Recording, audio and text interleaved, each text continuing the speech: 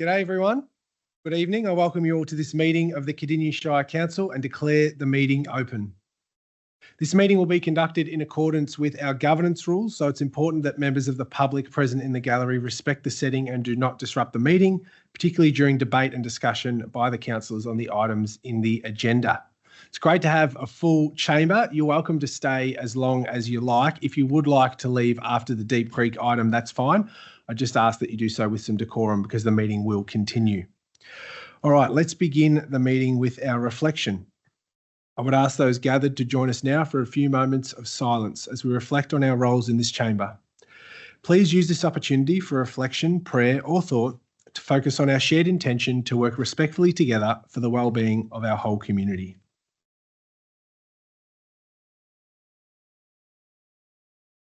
Thank you. Cardinia Shire Council respectfully acknowledges that we are on the traditional lands of the Bunurong and Wurundjeri people, and we pay our respects to their elders, past, present and emerging. We have no apologies for tonight's meeting, so we'll move into adoption and confirmation of minutes. Can I have a councillor move and second the following, that council confirm the minutes of the council meeting? So we're just going to pause for a moment. We'll keep going. Adoption and confirmation of minutes. So the recommendation here is that council confirms the minutes of the council meeting on the 20th of October 2025. Do I have a mover? Councillor Pomeroy, seconded by Councillor Thompson. Would anyone like to speak to the minutes? No? All right, let's put that to a vote. All those in favour? Declare that carried. We'll go into section 5, declarations of interest. Councillors, are there any declarations or conflicts of interest in relation to tonight's agenda? I see Councillor Thompson first. Thank you, Mayor. Mine's in relation to 7.2.3, the proposed sale of the Army Road Hall. Thank you. As a member of the organisation, as a beneficiary. Okay, thank you. And Councillor Roberts? Mine's in relation to 7.2.6. A family member is a member of a group that's receiving a grant under CEO delegation for this program. Okay, thank you. We'll make sure you're not in the chamber for those decisions. All right, let's go to community questions. In accordance with clause 3.52.2 of the governance rules, any commentary or preamble submitted with the community questions has been removed and won't be read aloud or published in the minutes. We've got a lot of questions, so let's get into them now. The first set of questions is from Sammy Harath. Is Sammy here? I don't see Sammy in the chamber, so those questions will be responded to via email. Next set of questions is from Stephanie Davies. Is Stephanie Davies in the chamber? I don't see Stephanie here, so they'll be responded to via email. Third set of questions is from Anthony Volpe. Is Anthony in the chamber? No, Anthony. They'll be responded to via email. Andrew Little. Is Andrew Little in the chamber?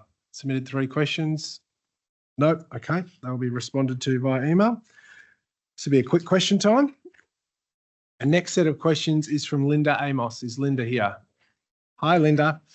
Going to refer your questions to the General Manager of Community and Planning Services. Thank you, Mayor, and thank you, Linda, for your questions. I'm going to read question 1, question 2 out together and then offer a response. Question 1, can Council explain why the options of opening a connection between Glismann Road and Patrick Place was not assessed or considered as part of the Glismann Road Development Plan?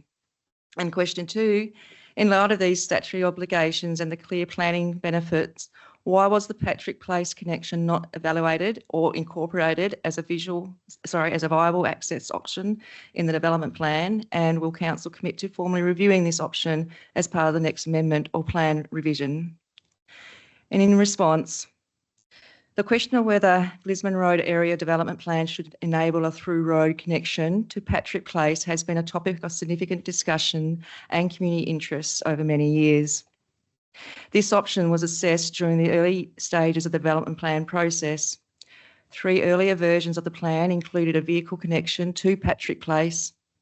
In response to community concerns, design issues, the impact on Patrick Place and the capacity of Glismann Road, Council adopted a position in 2018 that no vehicle access would be provided through Patrick Place.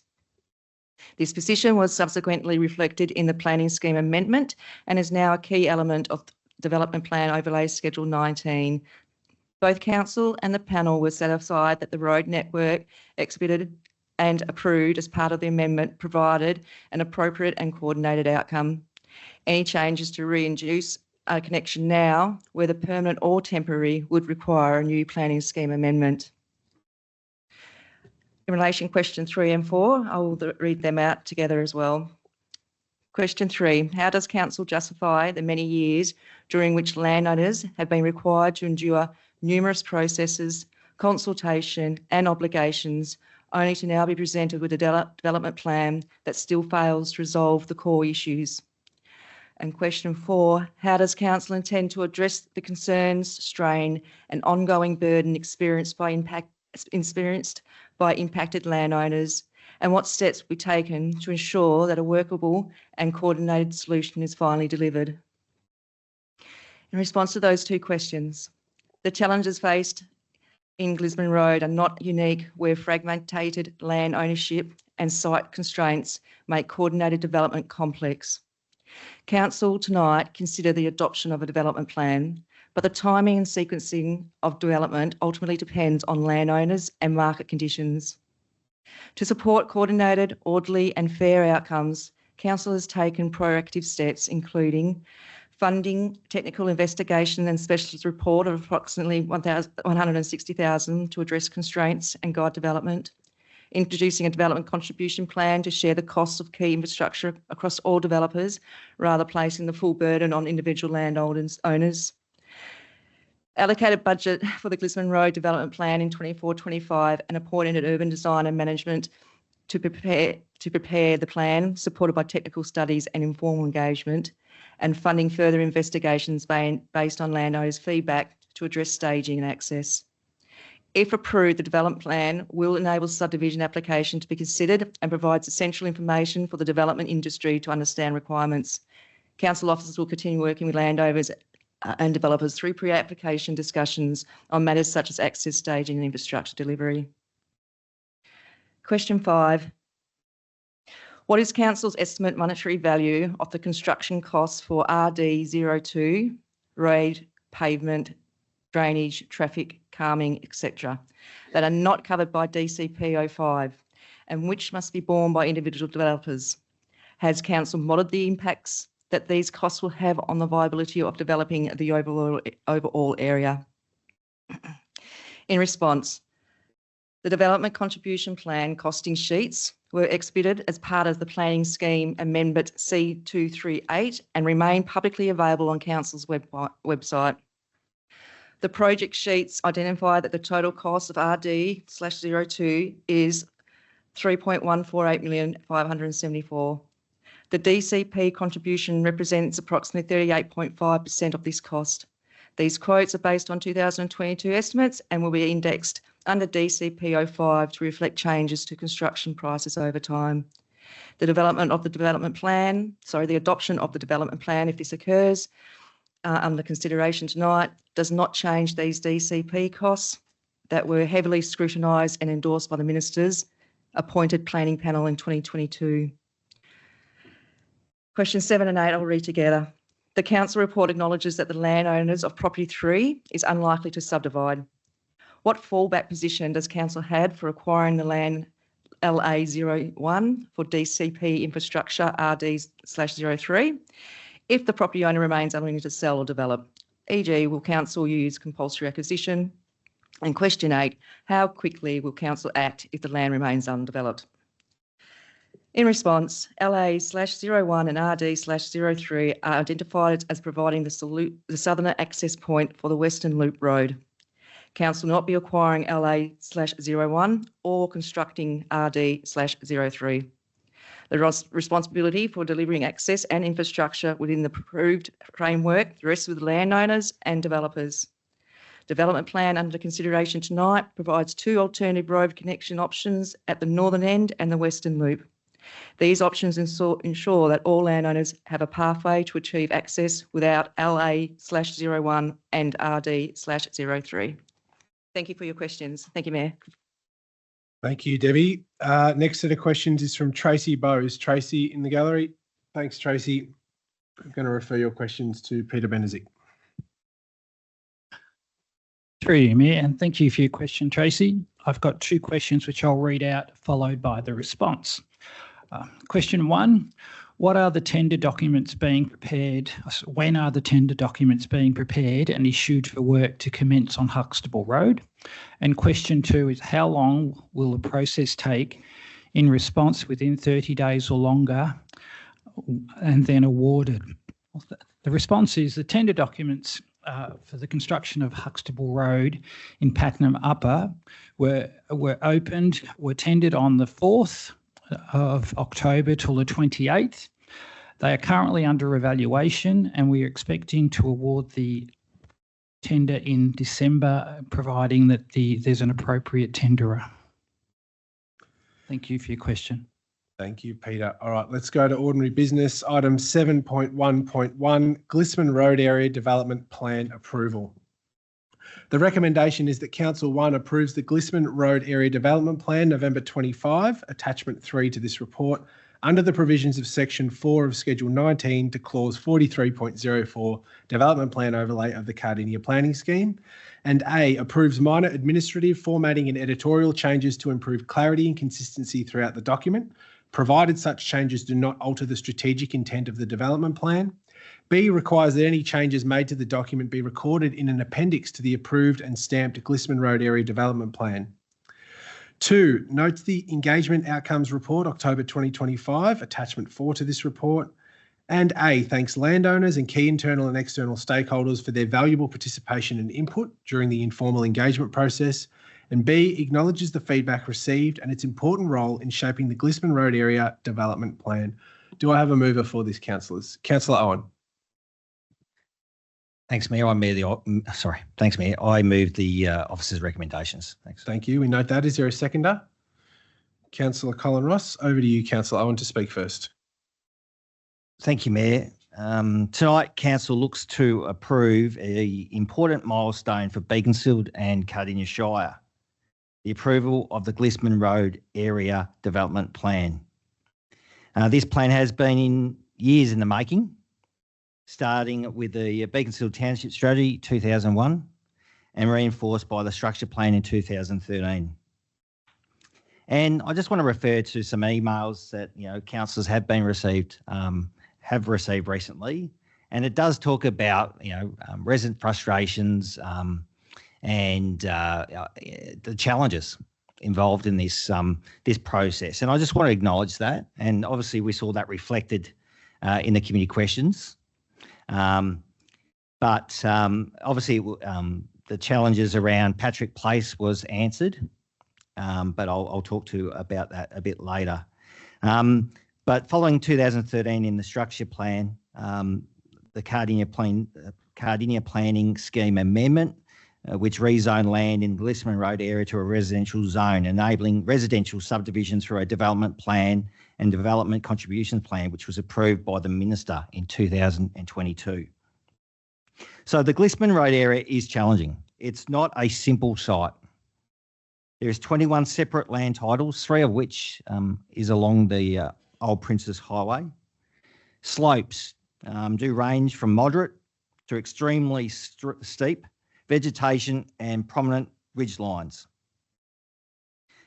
There is a single road in and out with a significant crest, and we did talk about the reasons why Patrick Place was not approved when the scheme was adopted.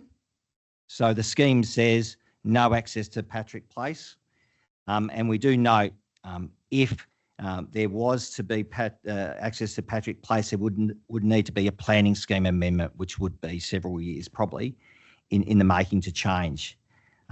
This plan was prepared in those parameters.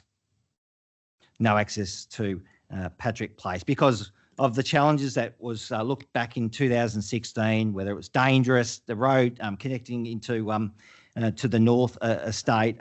There's some extreme challenges regarding that. Also, the challenges are a mix of aspirations of the landowners. Some want to develop, some don't. And that's always been the case for 20 odd years. So how did we get here tonight? Council funded the Glismann Road Area Development Plan in the 24-25 budget. That was something that was advocated for by residents. Otherwise, this would have had to be funded through DCPs, and you had to wait for DCPs to be gathered for the 70-odd thousand to implement that. So council agreed to, through its budget, bring forward that and come up with this much needed plan for this area to move on. So, so we engaged urban design and management to prepare it. Informal landowner input shaped the plan, and the report does really detail the landowner's input, and they do mention Patrick Place in that, in the communication report. The Glismann Road Area Development Plan sets the strategic framework for future development. Its vision is connected, attractive neighbourhood, and that respects the natural landscape. The plan ensures coordinated infrastructure, protects hilltops and steep slopes, and supports slope-sensitive design with diverse housing options. Key features include staged road networks, vegetation retention, integrated open space, and sustainable urban design principles. Access for future lots onto Glismann Road has been a key challenge due to its crest and slope. The plan does include designated no access and restricted access points to meet safe site distances standards under guidelines and requirements that apply across Victoria wherever topography creates similar safety issues. So I might pause there at the moment. I've got a lot more to say, but I'm wary of timeframes and time limits, and I'll let my other council colleagues talk to this item. Thank you. Thank you, Councillor Owen. Councillor Ross. I'll reserve my right to speak. Thank you, Mayor. Thank you. Would anyone else like to speak to this item? Councillor Potter. I can say that I will be backing the Glismann Road development plan because it gives us a clear coordinated pathway to create a neighbourhood that truly feels like Beaconsfield to me. Yes, it's a milestone, as Councillor Owen said. Despite challenges and the time it's taken reflected in our community questions tonight, it's not a simple site. It's been challenging. No access to Patrick Street would need a planning scheme amendment, and also over the years some landowners want to develop and others don't. And it's been 20 years in the making. And I just want to highlight that Councillor Owen recently was awarded a 20-year certificate of service in this very council. Amazing. So him and Councillor Ross, not too far behind, have been in this council for the whole length of this debate. So amazing that it is coming to a head tonight. It's been as long as he's been in council. It respects the natural landscape, it protects green spaces, hilltops, and ensures safe and well-designed roads and diverse, sustainable urban design principles. These will be lovely homes, and it will be a beautiful community. Thank you. Thank you. Would anyone else like to speak to this? Councillor Payton. Thank you, Mayor. And thank you, Councillor Owen, for sticking with this throughout the time and supporting all of the residents of Glismann Road. The residents have endured 20 years of uncertainty and worry over the future of their properties and have relied on the council to provide them with answers and to lobby state government for the DCP contributions and that sort of thing. It's really challenging as a new councillor, I have to admit, to be required to make a final judgment call on this matter, given some of the unresolved issues, especially relating to development costs, traffic management, access, the amount of information, and in particular the sequencing that will occur because we have to rely on private owners to make the decision for themselves.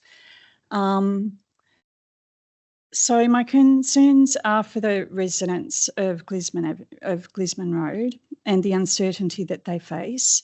And I've had to be a fairly quick study because we haven't had a lot of time to sort of, come up to speed with this. But I'm reassured with the continuous service that Councillor Owen has given this matter and his advice to me and some of the other councillors regarding it. And I'm happy to support it. Thank you. Thank you. Would anyone else like to speak? I'll go back. Councillor Nickell. Thank you, Mayor. I would echo Councillor Payton's thoughts on the matter in that being a new returnee to council and seeing that this issue is still occurring after such an extended period of time, I feel sincere empathy for the landowners involved and the stress and worry that must have been causing over this time. I would commend the officers for the diligent work that they've done to try and find that balance around protecting some of the natural features of that quite attractive part of Beaconsfield, protecting native vegetation as much as possible and pointing out all of the high-level strategic planning considerations that need to be taken into account for the site as a whole. I sincerely believe that in isolation, it's going to remain extremely difficult for individual landowners to progress, and some form of increased cooperation and coordination will be necessary to make this a viable development. But now with this plan being finalised, the mechanism for that increased coordination and a way forward for this to finally move ahead is put in place. I would also express some dissatisfaction that, as usual with growth corridor matters, the ratepayers from the rest of the Shire, including people who've got nothing to do with the growth corridor whatsoever, end up somehow footing part of the bill. And so let this be the end of the matter for Cardinia, and let's hand it over now to the landowners and potential developers to see this thing through. Thank you. Councillor Ross, would you like to comment? Thank you, Mayor. Look, this is a growth area and an anomaly. It's like we walk back in time when you go down Glismann Road, except for $1 million intersection at the end of it, which has been put in of late. It's rather interesting, 21 titles, 21 landowners. Over the 18 years, coming up to 18 years I've been on council, this has been presented time after time after time to try and do something in this space. The 21 landowners, which makes up 16 rural living lifestyle properties. We've got 4 frontages which front onto Old Princess Highway Road and 1 irregular shaped lot. It's rather interesting that the landowners there have just been waiting for a development plan all of this time. They've been waiting to move on, because without a plan, it's really tough to sell because you don't know what's going to happen in that area. You've got no certainty. This plan will not satisfy everybody. Everyone's got a different option, a different thought capacity on it. But what it will do is it'll set a line in the sand and give them something to go by when they sell their property. They can say, this is the plan in the area. Doing nothing has never been an option, and it won't be an option tonight. I'm sure this council will move in some way to do something in this place so people can move on. So tonight, I hope my fellow councillors support a plan. Some landowners won't be happy and some will be happy with this decision tonight, but hopefully people can move on, and for once and for all, there'll be a plan put in place. Thank you, Mayor. Thank you. So before we take a vote, we'll go back to the mover to sum up. Councillor Owen. Thank you, Mayor. Thank you all councillors for your contribution. So where to go from here? With council approval of the Glismann Road Area Development Plan, landowners can now apply for permits under a clear framework. Before tonight, no one could get certainty of subdivision. Landowners had difficulty selling properties because there was no ability or framework to subdivide. So this is an important milestone. And yes, I appreciate owners have had challenges, but this will help. This will help. Development will occur when landowners choose to act and market conditions allow. While council cannot control timing, the Development Contribution Plan ensures fair cost sharing for key roads and open space. Essential services like drainage, sewer and water are managed by external authorities. Council welcomes early collaboration among landowners and strongly encourages it to continue. And I know that's happened already, but this plan will help further that work. If anyone wants to work together with other landowners with this plan implemented going forward. Working together will help share costs fairly, deliver better designs and access solutions, and avoid higher costs that come with out of sequence development, where infrastructure like roads and drainage must be delivered earlier or in isolation. So tonight marks the end of a very long journey, the years of planning, consultation and technical work to create this framework.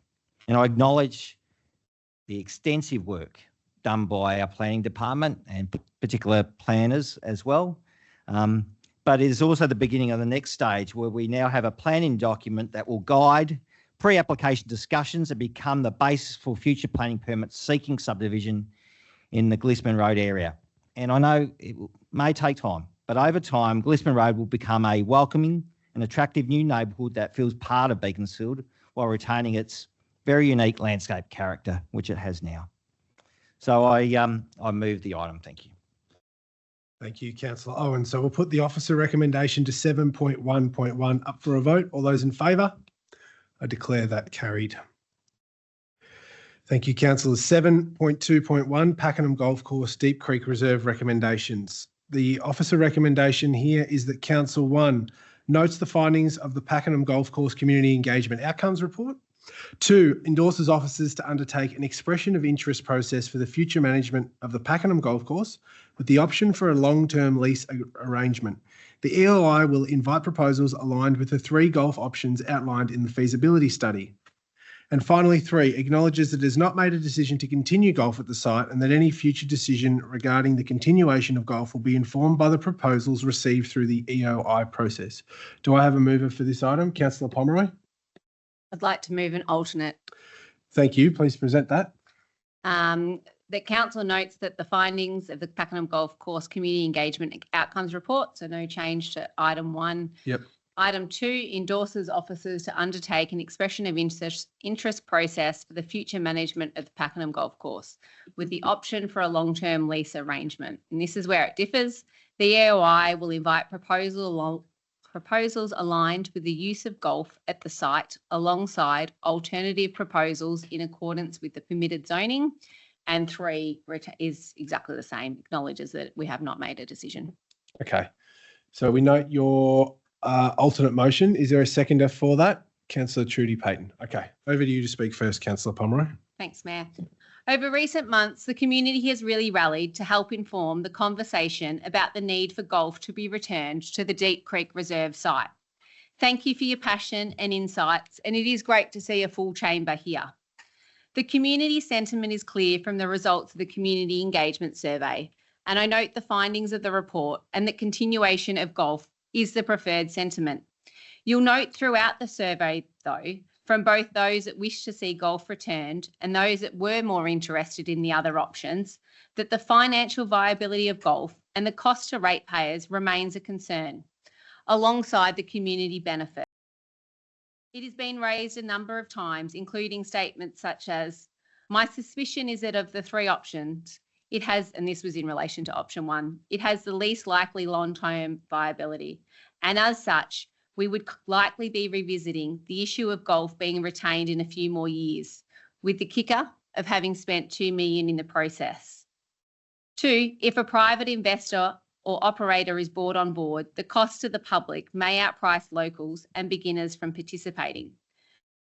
It is important to note that council has not committed to continuing golf at the site, and that is what point 3 is. But we are all hearing the community sentiment. We're all looking at the consultant report that is also saying golf is viable here. What we must now do is go out to market, and the reason for the alternate is to really hear from the market in what we should be considering for that site, because we all want it to be viable. So the change in the wording alongside alternative proposals in accordance with the permitted zoning will enable that. It will not enable housing. This is not looking at a new development in this site. This is looking at things that can be done in the permitted zone, but we need to listen to the market. We need to be fully informed before we make any decisions as to the next stage.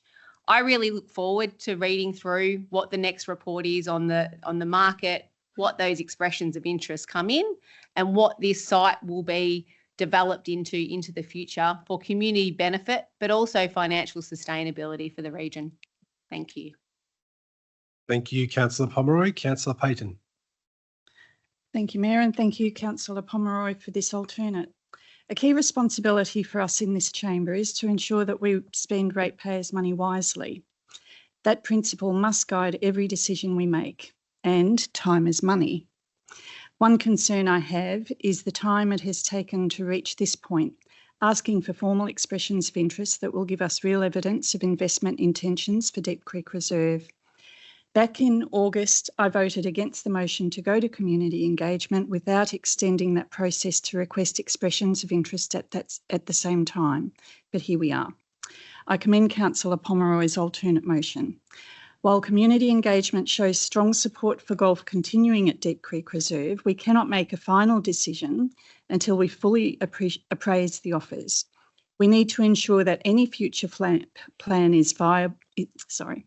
We need to ensure that any future plan is financially viable, not a further drain on Council's budget, and delivers the best long-term use of the land.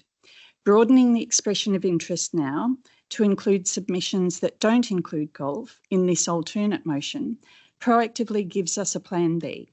In case the submissions that do result from the EOI do not meet Council objectives regarding financial risk and community benefit. Gathering this information now gives us a fallback position and potentially saves future time wasting. The community engagement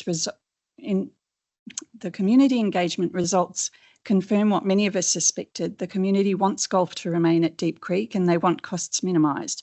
There's interest to more accessible options like a driving range or mini golf to broaden appeal, but always with a careful eye on cost benefit.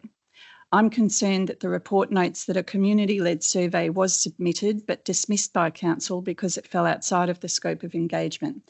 That decision, I think, disrespects volunteers who gave their time to gather feedback. If the community takes its own action to expand the scope of community engagement, it's likely because they see gaps in our process. Future community engagement run by this Council, I hope, will have a learning loop to improve how we listen. It's essential to acknowledge the weight and historical significance of community sentiment, advocacy and volunteering that have shaped the development of the facilities at Deep Creek Reserve in the first place and informed submissions made to date. Community voices deserve to be front and centre of the decision-making process. Our community reflects the lived experience and aspirations of all of those who have invested in and cared for this space over time. That said, I want to thank everyone who has turned up tonight and who has advocated for this matter and stayed committed to finding the best outcome for Deep Creek and our community. For now, we wait to see what offers come forward and whether they are financially sustainable and beneficial to the community. Thank you. Thank you, Councillor Payton. Councillor Roberts, go ahead. I support this alternative as written, Mayor. We know there is adequate interest in golf continuing at this site. Moving to this broad EOI will give Council a true understanding of the market. I do hold concerns about the course and its attraction to golfers currently, with other courses within a 20-minute drive. I do hold concerns regarding what, if any, substantial funds that Council might need to commit to get golf happening in a financially sustainable manner. Council wasn't in a position to put funds in to continue golf earlier in the year. I really do hope the professional golf industry can come to us and present some real potentials for this course moving forward in a financially sustainable manner, which really future-proofs the site for us. At the turn of the century, some local golfers were willing to quit the site and move out to a new course at Keys Lane. And I really feel that some of the issues that were happening then regarding the design and drainage have never really been resolved and addressed. And I'm really feel that this EOI gives us a chance to look at these issues in better detail.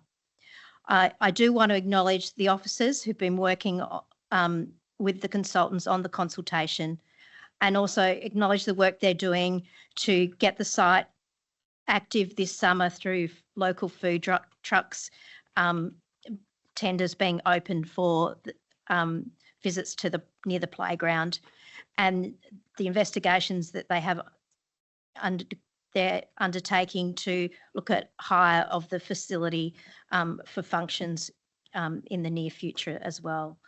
So I really do support us moving forward with this alternative. Thank you. Thank you, Councillor Roberts. Who would like to speak next? Councillor Thompson. Thank you, Mayor. I'd like just to reiterate some things that fellow councillors have picked up, that I'll also be in support of this alternate motion. I really like the amendment that is within the permitted zoning of the current land, so it does stay within that recreational space. Picking up on what Councillor Payton said, that Plan A, we've gone out to the community, we've heard you, we've listened. 82% of golf, so I really do think that Plan A is golf. If we can get out there, get enough, and get the right expressions of interest, get a nice long-term lease on it, so it ensures the sustainability and a long-term investment from whoever the applicant may be, that Plan A is golf, and we can return golf to Deep Creek Reserve. Obviously, we are mindful of being a council that is financially responsible, so we will be obviously taking into consideration council contribution within this site, and how we may need to work with other parties to make Deep Creek Reserve happen.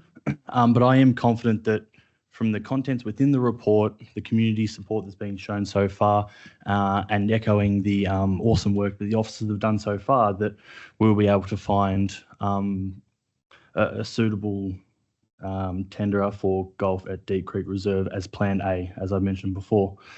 But I'll leave it to other councillors to speak. Thank you, Mayor. Thank you. Would anyone else like to speak to this item? Councillor Ross. Just trying to time myself here and make sure I don't get too long there. Look, this is an absolute hotbed, this location in Cardinia Shire. I must say, Councillor Owen 20 years ago, one of the reasons he ran for council was to save this place for open space recreation. When I ran 17 years ago, I ran because it was one of the three things that I wanted to save as well. It was given to the council for open space recreation. It was meant to be for perpetuity, as was understood on the front of the Gazette at the time when the landowners' hand shook the council and said it would be kept forever. Unfortunately, years down the track, it was sold by a previous councillor to myself to Pete & Co, and council received a sizable deposit on that, on the provision that there would be rezoning done. It went before an independent panel, got knocked back for rezoning. It went before the minister. I took them in to see the minister of the community group at the time. It got knocked back by Justin Madden as well. The community had a huge amount of support behind it. There was a petition with, I believe, it was about 3,000 signatures on it from the community saying they did not want it to be sold for housing. In the end, Deep Creek Reserve finished up costing a CEO his job. It cost 5 councillors out of 7's their re-election as well, because they were supporting keeping it. And in the long run, council did finish up giving back the deposit to Pete & Co, and it was kept for open space recreation. Look, there's some the original foundational group who looked after the land and played on it with the golf club many years ago, and they've still been there until just of late, unfortunately going through some tough times financially. Look, with the option that's come about through council, that we're going to try and pursue what is the best option for this. Golf, the community have spoken that the golf is the most predominantly one they would like to see, but it needs to be a viable option. We want to keep this space for open space recreation. We want to make sure that we can have something viable on there to use it in the proper way. And if it's golf that comes back with a viable option, that I'm sure will be taken into consideration by council, definitely. And if it's another option that's viable, we'll have a look at it at the same time. This is just moving the process on further. So I hope my fellow councillors support this, and thank you, Mayor. Thank you, Councillor Ross. Who's next? Would anyone else like to speak to this item? Councillor Nickell? Thank you, Mayor. Yes, I'll speak to it. This really concerns me.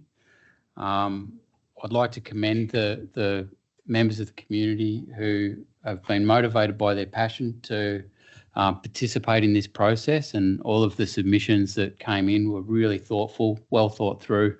I've considered them really, really carefully. So I support the alternate motion as put, particularly with the slightly expanded terms of reference for point 2, because of my concerns. I mean, I'm coming into this chamber from an area where a significant proportion of residents don't have made roads, don't have footpaths, don't have basic service provision. And I'm talking here about a site that's had money poured into it, not once, not twice, but 3 times. And golf's been tried and it failed twice already. So up front, before we even go into the EOIs, I'm really concerned about option 1 for a start.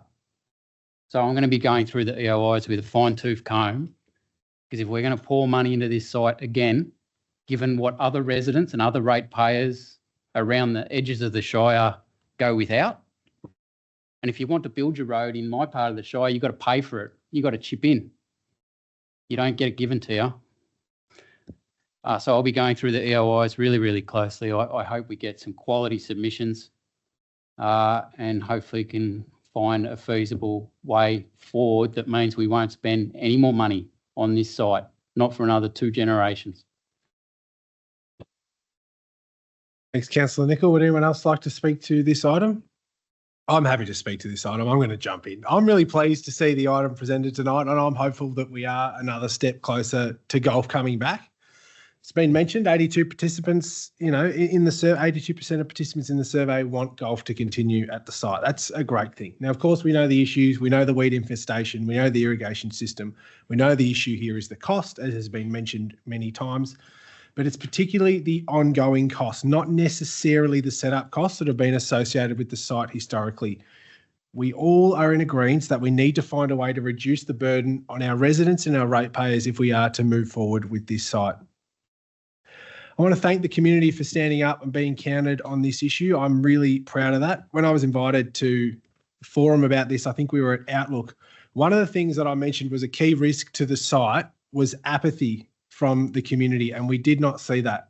That has not been the case here. There's been no apathy. The community stepped up, and I think it's our time to do the same, and then we can hope and we can expect that the market steps up with us too. So I'm going to support this.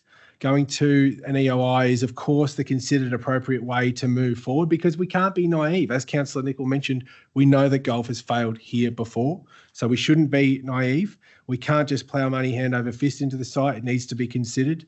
A lot of people have, but I've been approached formally, informally, and read a lot of feedback from people and groups with proposals and ideas on how to move forward with golf, but also provide that return to council.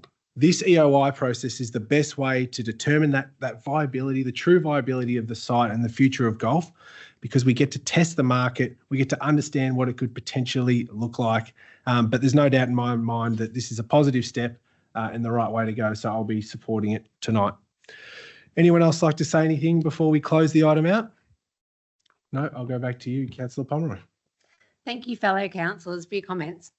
While I note the report states, and Councillor Payton did also raise it, that there were some submissions received that were outside the scope alongside the survey, councillors have all been provided this information, so we have considered this in our deliberations.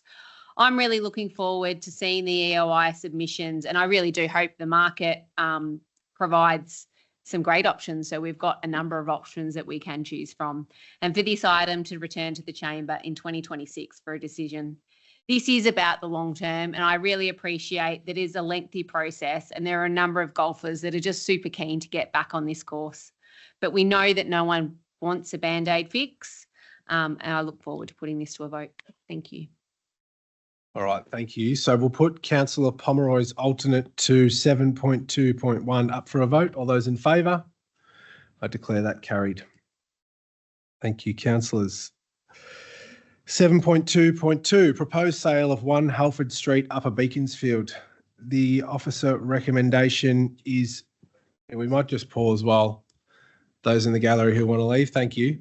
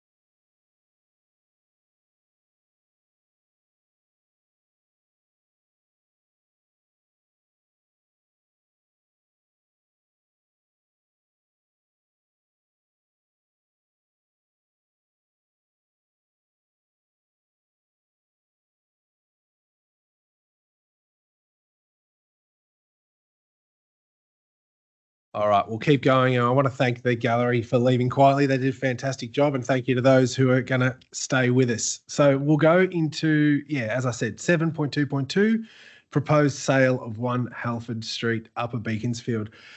The officer recommendation is in the report. There is 4 points there.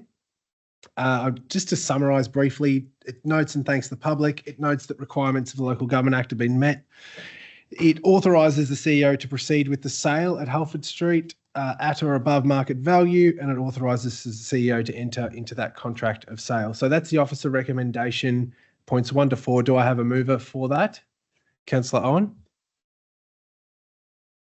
Sorry, Mayor, I have a alternate motion I wish to move. That's okay. Do you want to present that? Thank you. I move the following. That Council 1 notes and thanks the public for the feedback received during the community consultation for the proposed future use of 1 Halford Street, Upper Beaconsfield. 2, resolves to retain the land in council ownership and that the future use of 1 Halford Street, Upper Beaconsfield be considered as part of the pending review of the 2009 Upper Beaconsfield Township Strategy. And 3, explores opportunity for the interim use of the land in accordance with Council's leasing and licensing policy. Okay, is there a seconder for that item? Councillor Ross? Over to you, Councillor Owen. Thank you, Mayor. Council purchased 1 Halford Street, Beaconsfield Upper, or Upper Beaconsfield as I refer the town as, known as Certificate of Title Volume 3287 from the Country Fire Authority for $50,000. The land has been leased to the Upper Beaconsfield Conservation Group, operating as Green Circle Plant Nursery, a tenant since 1997. The tenant gave notice as they no longer propose to operate from the land, and they vacated the land early this year in February. At the May 2025 council meeting, a report was presented on the council-owned land and for council to consider its future.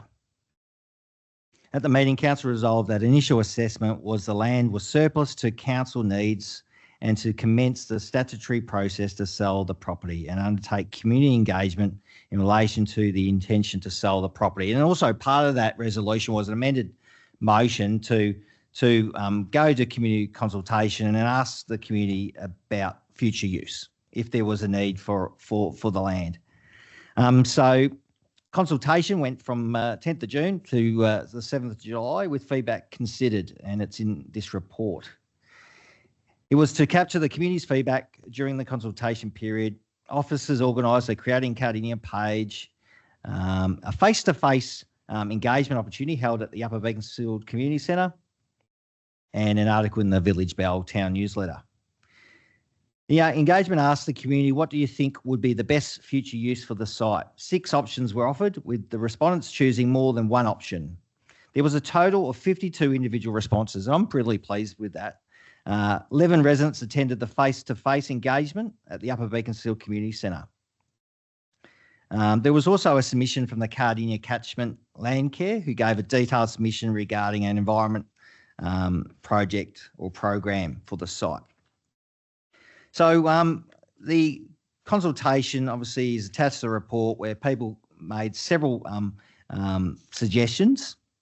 And the results are that 51% indicated that it should be used for community use, 13% for environmental use, 26% of community members said sell the land, and 7% said decide later. With those ones that said sell the land, there was definitely a theme that the funds of the sale should go directly back into Upper Beaconsfield. And part of the submissions was, Upper Beaconsfield needs this, that. Upper Beaconsfield's been neglected, and there's been conversations. And Upper Beaconsfield is very difficult and challenging because we've got Crown land, and the relationship between Crown land and council-owned land is difficult, and financials come into it. But yeah, the community up there just sees that they feel that there should be money invested into the town. So that came through as a flavour. My alternative suggests that we don't sell the land at this stage. The upcoming review of the township strategy is nearly upon us. It might be 1 to 3 years away. Council's still finalising its renewal program of the township strategies, but it's in the top 4 priorities. So it's pending. This piece of land is close to being in the centre of town, and it's one of only minimal lots that council own in the town because of the Crown land element. So I think it's just premature at this stage to proceed with the sale. Let's consider the future use of this property when we review the Upper Beaconsfield Township Strategy, which was adopted in 2009. So it's getting quite aged. So I think it'll be too early to sell the land if we've got this pending review happening in the very near future. And my other alternative point is to explore opportunities for the interim use of the land in accordance with the council's leasing and licensing policy. So there's suggestions there. There was a proposal by our environmental group, but I would envisage a shorter lease arrangement just so it can be considered in the future review. So I'll leave that there for the moment. I'll let my councillor colleagues speak to this item. Thank you. Thank you. Councillor Ross. Thank you, Mayor. With this particular item, it's extremely interesting when you have a look at the Hills area. It's extremely challenging to try and find anything that's remotely flat or close to a town centre up in the hills. Not many sites we've found in the past to develop on, particularly if we don't own them. It is really, really tough to get them. People own them, they don't sell them. And if they do, and they know council's involved, well, we'll get the special council price, which mightn't be value for the ratepayers. This piece of land is in an area that is close to town. It's relatively flat, plenty of opportunities there for the future. And we don't want to do what we've done in the past in some areas. Over 20 years ago, council has a checkered history in this area. Sometimes we sell things off that we shouldn't sell. If you have a look at Pepe's land, we sold the only piece of land at the top which was viable to use. We sold that bit, and then we bought it back for 4 times more than it was worth years later. Absolutely ridiculous. We should have land banked it and kept it as the most usable piece of land. Now, this area, as Councillor Owen has pointed out, in time, we will need more land in that area to do different things on for the community as a council. So whether or not we keep it and we land bank it for a period of time, we look at all the options that come up over time. You can't create more land, so therefore you just can't invent it. We've got it at the moment. Worst come to worst, it's a good investment. It will only go up in price. So therefore we hold it and we look for the options that come up, and at least we don't have to rebuy it in future. Anyway, I hope my fellow councillors support the alternate motion. We don't want to make decisions about things that we might come back one day and have to pay a whole lot more. Our budget can't afford that. So thank you, Mayor. Thank you. I'm going to speak against this alternate. and I'm not going to foreshadow the officer's recommendation. I hope someone else does. But it's interesting to hear that, we might need this land in the future. This has been a garden nursery site for 30 years. We didn't need it for anything. The council didn't need it for anything. There was no community call to do anything with it because it was selling, people were selling plants from there for 30 years. So I'm not sure how much longer we want to hold on to it and have its value appreciate in land bank. I think it's probably time to move on it. With reference to open space, from our own open space strategy and our own documents, the total provision of open space in Beaconsfield Upper and District area exceeds the benchmark of 5 hectares per 1,000 residents. And it exceeds it so much they have 38 hectares per 1,000 residents. So it's not even close to being required for open space. And our own policy says it exceeds that benchmark for current and forecasted populations. The split of passive and active open space exceeds that provision as well. So I'm not sure what opportunity we're waiting for. Of course, when you talk about the Crown land and the council land argument, I think it's a fair argument. The only thing I'd raise in relation to that is we have been offered Crown land in the past and haven't taken it, and we haven't made a move to take any of the Crown land, which I would say if this council firmly wanted to take responsibility for that Crown land, we could, but we haven't done so. And there's a reason we haven't done so. So I don't know. I find it interesting. And finally, probably the last thing I have to touch on, I can't help myself, is the notion that, value, like if we sell this block of land, then the money has to be spent in Beaconsfield. That's not how a municipality operates. It's not how a council operates. Otherwise, you would say all rates taken out of Pakenham have to be spent in Pakenham. I heard Councillor Nickell's point before about, residents who don't have roads made and don't have footpaths, and that's a fair and reasonable point. But those towns are also subsidised by the growth areas as well. And that's how communities work. Melbourne subsidises lots of Victoria. Victoria and New South Wales subsidise lots of Australia. That's how the community works. So I appreciate that there's people in Upper Beaconsfield who, want this land to stay in council ownership. The thing that I think we haven't agreed on, or we'll never get an agreement on, is what the land would be used for. So I think in relation to our really constrained fiscal environment, and, point 5 is a really good one in the officer's recommendation, by, proceeding those funds to a reserve account to talk about, how we're going to drive some sort of fiscal accountability for this council and drive some additional revenue. I think that's a real positive that we're missing out on by keeping this land and by sitting on it. So again, it's up to the councillors here. And if we want to do this, I don't think it's a big deal either way, but I just find interesting 30 years this block's been there, surplus to requirements, nothing's happened with it. There's lots of other Crown land around. If we wanted other land, we could absolutely get it. All right, I'll leave my comments there. Anyone else like to speak? Councillor Potter. I would like to foreshadow the officer's motion, please. Note that. I want to start by saying I absolutely respect the intent behind this alternate motion to keep options open for Upper Beaky.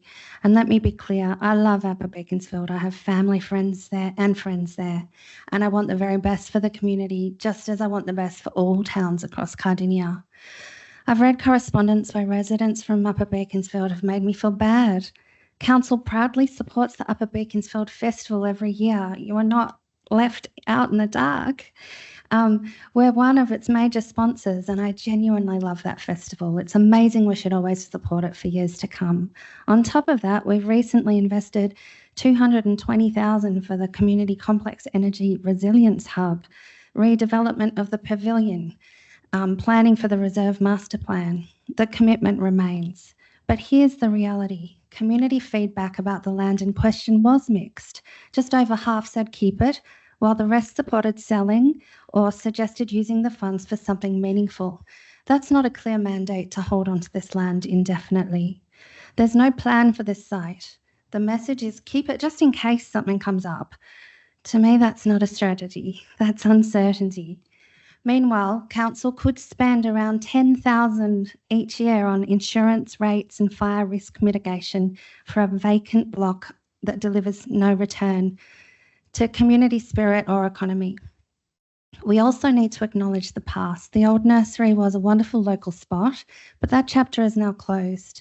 A new nursery proposal was assessed and found unsuitable because we've already operate a major eco hub in Deep Creek just 15 minutes away.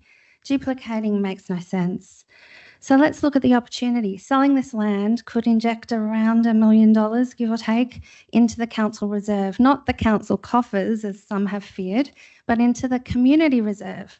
That's not just money, it's a chance to create something bigger for everyone. We could invest this innovative projects that generate ongoing income and share those benefits with Upper Beaconsfield local community and indeed every township in Cardinia. And also, if the land is sold, it may go to someone who wants to create something truly special, a proud new resident living in their dream of Upper Beaconsfield life and contributing to the local community spirit rather than leaving an empty block unused. Imagine what we could co-create, initiatives that strengthen local community, drive innovation and deliver measurable outcomes for all residents. That's the kind of thinking I want to bring forward, a vision where we all work together, share resources and build a future where every town in Cardinia benefits. Delaying this decision risks uncertainty and missed opportunity. 2 or 3 years is a long time to wait. This council will be finished in 2 or 3 years. A new one will be voted in, perhaps. This isn't about one parcel of land. It's about embracing the future, fairness and a Shire-wide financial responsibility, about building a stronger, connected Cardinia Shire where we all support one another. For these reasons, I'm sorry I won't be supporting the alternate motion today, and I agree with the officer's recommendation. Thank you. Thank you, Councillor Potter. Thanks, Gallery. Would anyone else like to speak to this item? Councillor Pomeroy. Thanks, Mayor. I also am not in support of this, and I don't really understand where I suppose the disconnect around the sale has been, and I really appreciate that the association and residents in Upper Beaconsfield may not have realised that some of this engagement was around the sale, and I went back and even in this report, sorry, at our May 2025 council meeting, we resolved that the initial assessment was that the land was surplus to council needs and to commence the statutory process to sell the property and undertake community engagement. So our community consultation did run over that period, and it seems to only be in the last 24 hours that it's been a concern, I suppose, that the property, that people didn't know that it was potentially being sold. So I'm not sure where that's really come from. And I'm comfortable that the community engagement report was actually very clear and that there was a higher proportion of people that did want community engagement process through this, but there was also a portion that spoke to the sale of it. And there was various reasons. There were neighbours that were in that consultation report, as well as members of the community. That respondents have objected to the high traffic use, note issues of the unsealed road, the challenging intersection and the residential area, of which officers have supported these concerns. So absolutely understand that this site could be used for a community use, and like everywhere in all our wards area, there are lack of opportunities for teenagers, and that was cited again in this survey.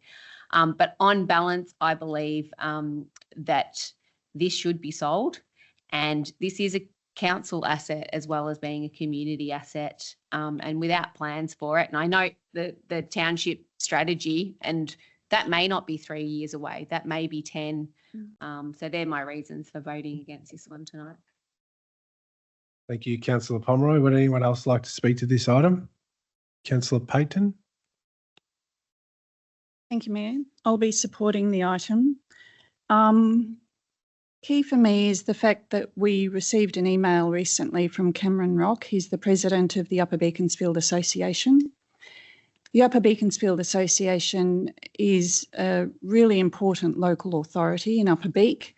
They've done a lot of work over time to just keep the community pulled together, you know, since Ash Wednesday. I think the UBA have been a strong voice, and they've really helped develop the relationships between streets, between neighbours, between community groups, to ensure that everybody who lives in Upper Beak is well catered for. Now, it's a bit alarming to me that the president of a local, you know, town association claims that he had no knowledge of the community engagement that was taking place for the sale of this land. And if he and his committee had known, then they would have certainly submitted opposition to the sale, and they would have submitted proper expressions of interest and suggestions about how the land could be used for the community. When you look at the aerial map of Halford Street and Charing Cross Road, which is sort of goes the triangle alongside the Emerald Beaconsfield Road, what I do know is that further along Halford Street, next to the vacant block of land, you've got the RSL, and then you've got the men's shed. And behind the men's shed, you've got the community centre. Along Charing Cross Road on the corner of Halford Street, you've got what was the original CFA building. Next to that, you've got what was a vacant block of land. A house was built there, and apparently a permit was put into council some years ago for a veterinary clinic. And then the third property that's on the corner of Salisbury Road used to be a doctor's surgery. And then round the corner from that, you've got what was the old post office, and you've got telecoms operation, whatever they call it, telecom hub. So on the aerial map, it shows that that area could potentially become rezoned for commercial use should the township want to expand. And I just want to speak to the idea that the reason I would like to see, along with a lot of other Upper Beaconsfield residents, the reason I would like to see a revised township strategy before this land is sold and before we sort of burn that bridge is to understand if the Upper Beaconsfield population is to grow, if the Upper Beaconsfield township is to grow, the only way for it to grow, the only logical place for it to grow is into this area where this block of land is. Now already I know we're running out of time, and I'll be very quick. I know that I can tell you since the businesses have really started to prosper in the village, parking is at a premium. It's very difficult to find parking, just to drop into the shops. So if there's further commercial development, then we won't have the parking to support that either. So I'll hand it back to Councillor Owen to finish the argument. Thank you. Thank you. Councillor Nickell, I saw your hand earlier. Do you still want to speak to the item? And then I'll go to Councillor Roberts. Over to you, Councillor Nickell. Thank you, Mayor. Yeah, look, I will support the alternate as put. I think some very clear points were made by local residents who participated in the and provided feedback. And although it was just over half of the feedback indicating a preference to retain the land for community use, 7 additional respondents were also operating off the principle of let's reinvest any funds from the sale back locally. And so that's not what the officer's recommendation is, as discussed in the Mayor's feedback before, speaking to the item. So I believe those 7 probably could be added to the 27, and that makes a much stronger result for the survey against the proposal to just straight up sell it. I also take Councillor Owen's point around the township strategy for Upper Beaconsfield is due soon, and perhaps this property, this item, could be one of the themes for discussion in more detailed consultation about the future of the township and what the community's aspirations for that township are. For us to remove that opportunity for that conversation from the community, given that we don't have a very strong level of community support for the officer's recommendation, for the intent of the officer's recommendation, means that I agree. That is not to say that the financial constraints that we're facing as a Shire don't weigh heavily into this decision, but it is to say that in this case, the consultation of the community has spoken, and I think we need to listen carefully, and perhaps the vehicle for that to do some more in-depth thinking about the site is imminent. in the township strategy work that will be coming. Thank you. Thank you. Councillor Roberts. In weighing up this alternate, I was particularly looking at the financial resources implication table on page 321, where council is paying $2,250 per annum in land tax if we just sit on this land and do nothing. And as other speakers have mentioned, our financial situation is tight, and these little things begin to add up.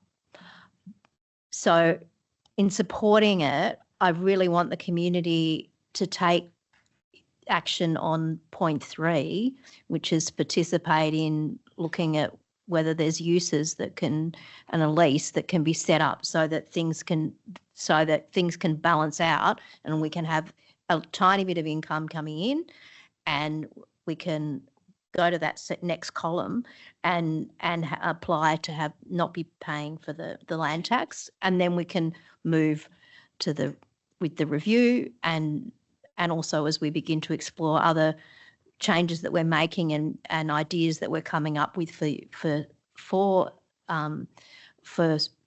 land going forward, that might be a way forward. So I really ask the community to get involved now that they've come forward at this stage to really get involved in looking at what this potential site could be, and the sooner the better. Yeah. Thank you. Are there any other speakers to this item? I'll go back to you, Councillor Owen, to sum up. Thank you, Mayor. Thank you, councillors, for your contribution. I really appreciate it. Thank you, Mayor, for highlighting the beautiful open spaces of Beacon Hills Wall. It is beautiful, so thank you for highlighting that, but it's challenging. Crown land, Deca, Melbourne Water. It's not just council-owned land, but it's beautiful that it's in Beacon Hills Ward, which is fantastic. Green Circle Nursery gave so much to the community who occupied this land for a long time. So council was supportive of that at the time, and we continued to extend the lease because of the community benefit of that. So we weren't looking at alternative uses because Green Circle was providing a great service to the community. The Upper Beaconsfield review of the strategy is pending. It's started already. Traffic counts are being undertaken throughout the hills. There was a meeting 2 weeks ago with the community of the 4 townships that are going to have their strategy reviewed over the next 4 years. So it is happening. It is not 10 years away. It's within, definitely at worst, 3 or 4 years away at worst. So it is pending. I think it's short-sightedness to sell it in the lead up to the review of the strategy. That is quite some time, since 2009. And that's probably one of our most out-of-date strategies, almost. And as Councillor Payton talks about, its closeness to other community facilities, also the closeness to the town, the possible extension of the commercial area, if the review sort of suggests that, the limited car parking, council-owned land for car parking, not relying on private property.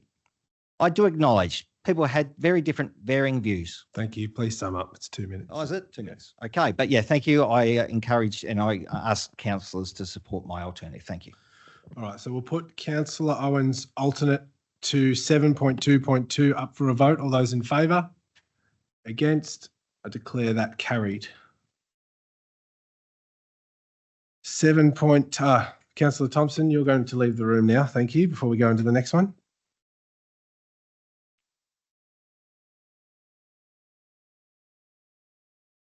Thank you. Councillor Thompson's left the room due to having declared a conflict of interest. So we'll go into agenda item 7.2.3, proposed sale of Army Road Hall, Pakenham Upper.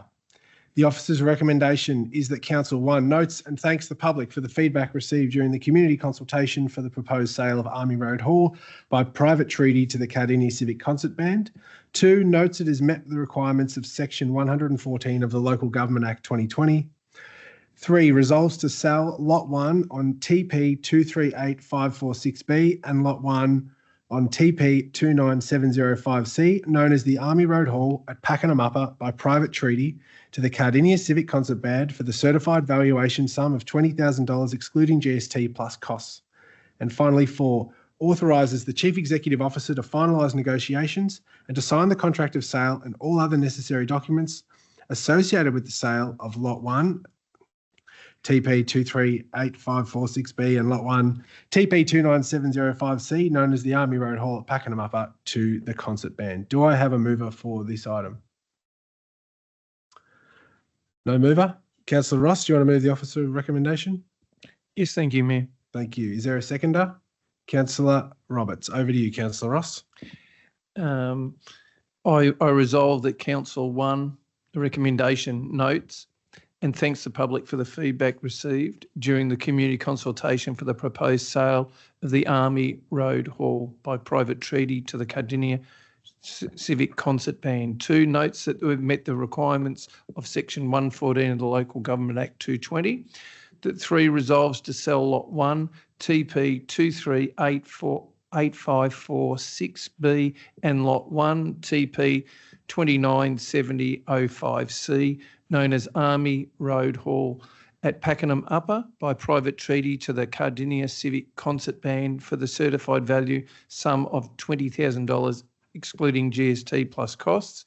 And 4, authorises the Chief Executive Officer to finalise the negotiations and to sign the contract of sale and all other necessary documents associated with the sale of Lot 1 on TP 238546B and Lot 1 TP 297005C, known as Army Road Hall at Pakenham Upper, to the Cardinia Civic Concert Band. This particular band that we'll be selling it to have done a sterling job over 30 years on council. They would, unfortunately, council through years and years of having that many different halls and different old assets, have not kept up with the maintenance that was required in this space, not realising whether it would be used or not used. It is really run down. That's why the price and the value of the land would be sold to the Cardinia Civic Concert Band.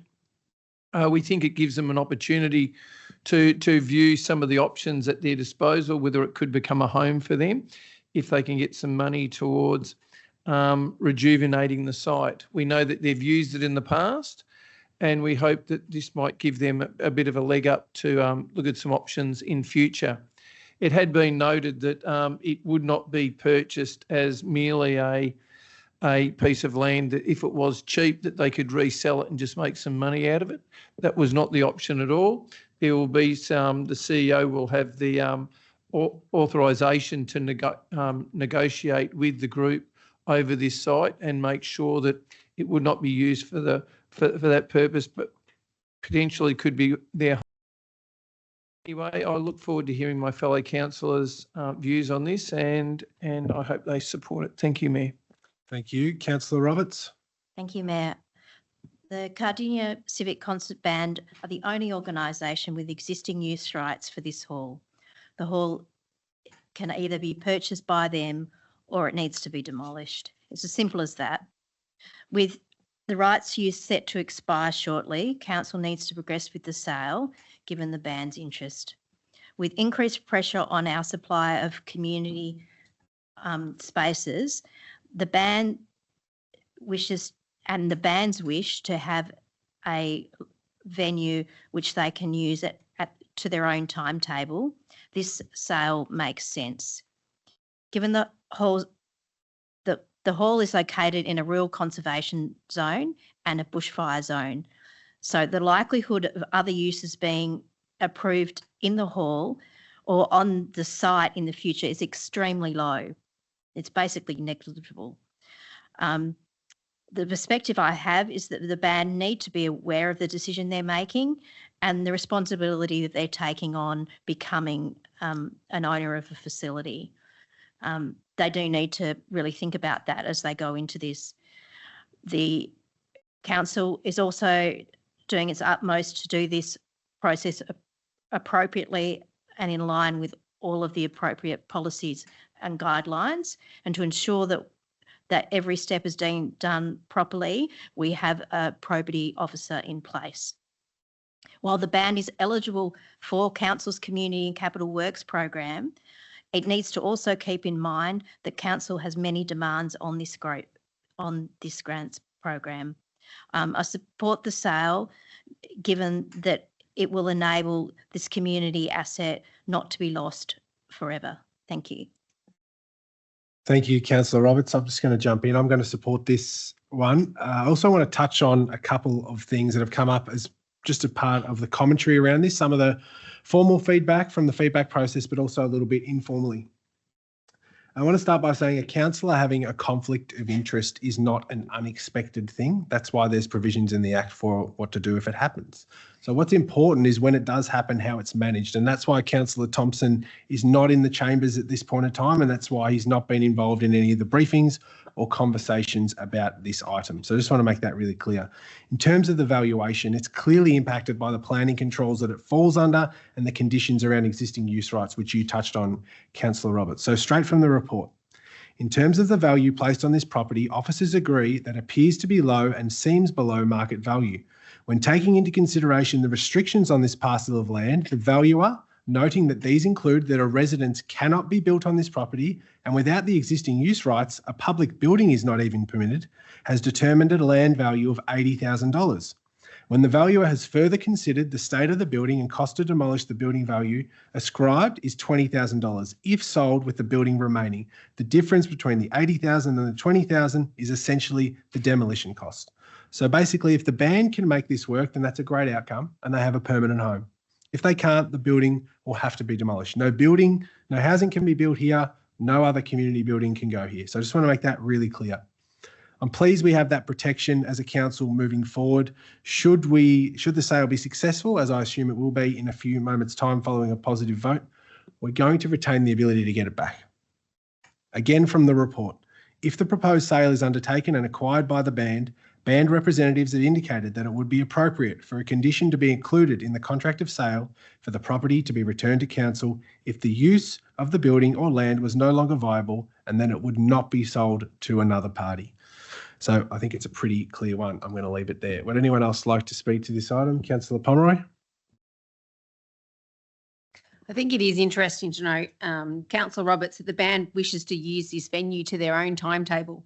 And wouldn't that be great? There's plenty of community groups that want to do that. And recently, Moyan Community House have been told that the Scouts are going to sell their leasehold. And what's our response? Go and work in the hall, pack up every night when you leave, and unpack every morning. So this isn't fair. Like, what we're saying across the community is we want to use to multi-assets. We want to sweat our assets. But at the same time, let's put someone in here on their own terms. And I don't even believe that we'd be discussing this if this hall was in good condition. We would be saying, no, this has to be multi-use. However, when the decision is between demolition and enabling this group to use it, I think it is prudent that we enable the CEO to undertake the contract. But I do think we need to be mindful that multi-use assets is where this council is headed for the future. Thank you. Thank you, Councillor Pomeroy. Councillor Payton? Thank you. I just want to note that it's important that we're discussing sale of an historically significant building to the council's municipal concert band. This is not just any community group, but a concert band who incorporated and adopted Cardinia Shire's name with pride and dedication. There's been a lot said about the reasons that we're selling and so forth, so I won't repeat any of that. Just want to comment that I've spoken to members of the bands committee throughout this process and over several months. I voiced my concerns with them that they might be digging themselves a deep hole of debt by taking on the ownership of this building. Like the passionate artists that they are, though, they are dedicated to seeing their dreams for growth and prosperity of the band take shape, and also to saving this historically important building. I congratulate them for their strength to give conviction to their vision. I also want to thank the council officers because, they've faced a bit of criticism saying, oh, how could you have let the hall fall into disrepair like it has? And as, what we have to do is we have to draw the line in the sand and say, well, let bygones be bygones, mistakes be made. We're dealing with this situation now. Let's make the most of what we can. And I think that council officers have done a really good job for the band to find the best win-win solution for both council and the band. So I want to thank them for listening to the band's concerns and also assisting them to achieve a solution that I think will provide some safeguards for the band should unmountable challenges arise for them in the future regarding the building. Thank you. Thank you, Councillor Payton. Would anyone else like to speak to this? Councillor Owen? Thank you, Mayor, and I also support the officer's recommendations to sell this land to the Cardinia Civic Concert Band. They do have a long history with Cardinia. Back in April, long before, it dates back to the 1800s, but in April 2001, the band was established as a council committee of management. This provided the band with the delegated authority to access to and the responsibility for the Army Road Hall. And I acknowledge what Councillor Payton did say. Mistakes have been made in relation to maintenance of facilities in relation to this hall. It's acknowledged, and there's lessons learnt to how we let it get to this position. But we're moving on now, and this is a very positive result. Councillors were briefed, 6 to 9 months ago, and there was real concern that the building would have to be demolished. There is community attachment to this building, previous education facility, township committee hall, association a hall for the association for Pakenham Upper. So there is a strong historic. So thank you to the band, thank you to the officers for us to be in this position. The advantages for the band include, if they were to purchase the property, is that it will provide organisational ownership and put them in control of their future. The valuation is considered affordable for the reasons outlined by other councillors. From all the options considered, sale of the band is deemed the quickest and surest way to secure the existing use rights. As Councillor Roberts did say, sorry, Liz, that is at risk, the existing use rights, and that will expire February 2026. I think this is a really good outcome, and I acknowledge the submissions and I support the item. Thank you. Thank you. Would anyone else like to speak to this one or wrap up? Okay, I'll go back to Councillor Ross to sum up. Thank you, Mayor, and thank you everyone for contributing. It's great to see we've all got different angles we come from on this, and they're all beneficial for the band and giving an opportunity. Look, this is in Cardinia Shire, we've got a few unique things that have been here a long time, and the concert band has represented council many, many times at our citizenships and our main events, at our carols. They've always been there for us. They provide a really good avenue for a whole lot of young people to step through, and some older people who just love being involved in music to step forward into a group who even are on a trip overseas at the moment, giving some people an opportunity to go and take their music overseas. This is a once-in-a-lifetime opportunity for a group like this. They don't have oodles of money. They don't have money coming out their ears to go and buy a facility and build a facility themselves. I think it's worth the shot on this. As it was pointed out, if we kept it, because of the limited use for it, we would have to bulldoze it down, and it would cost us $80,000 anyway to pretty much go and do that. This is an opportunity for the group to source people to fund.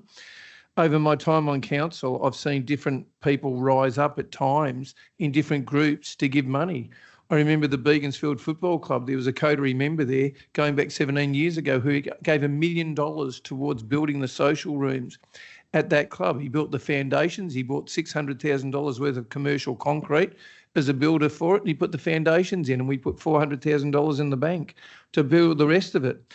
I also saw on another, if you have a look at the Bendigo Bank, they've done an amazing job in Cardinia Shire over the years. They gave the whole land down at Caldermead to the council to build the facilities down there. It's probably worth about $3 million or something. So there are people about. If people do have a passion for this, they've got the land. Someone comes along and they offer some money, they can fix it.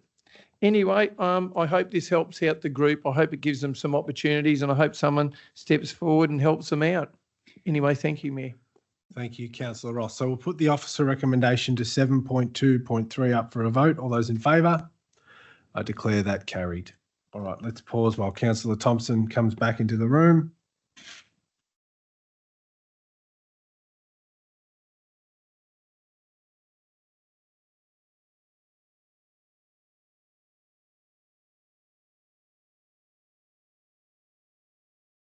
All right, we'll keep going. Thank you. We note Councillor Thompson's back in the room. We'll go to agenda item 7.2.4, road discontinuance and sale at 11 Rosebery Street, Lenne. The officer recommendation is in the report. Do I have a mover for that officer recommendation? I see Councillor Payton. Thank you, Mayor. I move the motion as noted. Thank you. Is there a seconder? Councillor Pomeroy. Over to you, Councillor Payton. Thank you. Essentially, we're being asked to launch the process of community engagement to satisfy the requirements of the Local Government Act and to inform the decision to be made by officers for a planning application that was submitted by the landowner of the property at number 11 Rosebery Street, Lenne. The proposal to discontinue and sell 61 square metres of laneway owned by Cardinia Shire Council, abutting 11 Rosebery Street in Lenne, amongst other properties, is recommended to proceed to community consultation in line with the Local Government Act and council policies, and a future decision by the council in a further council meeting.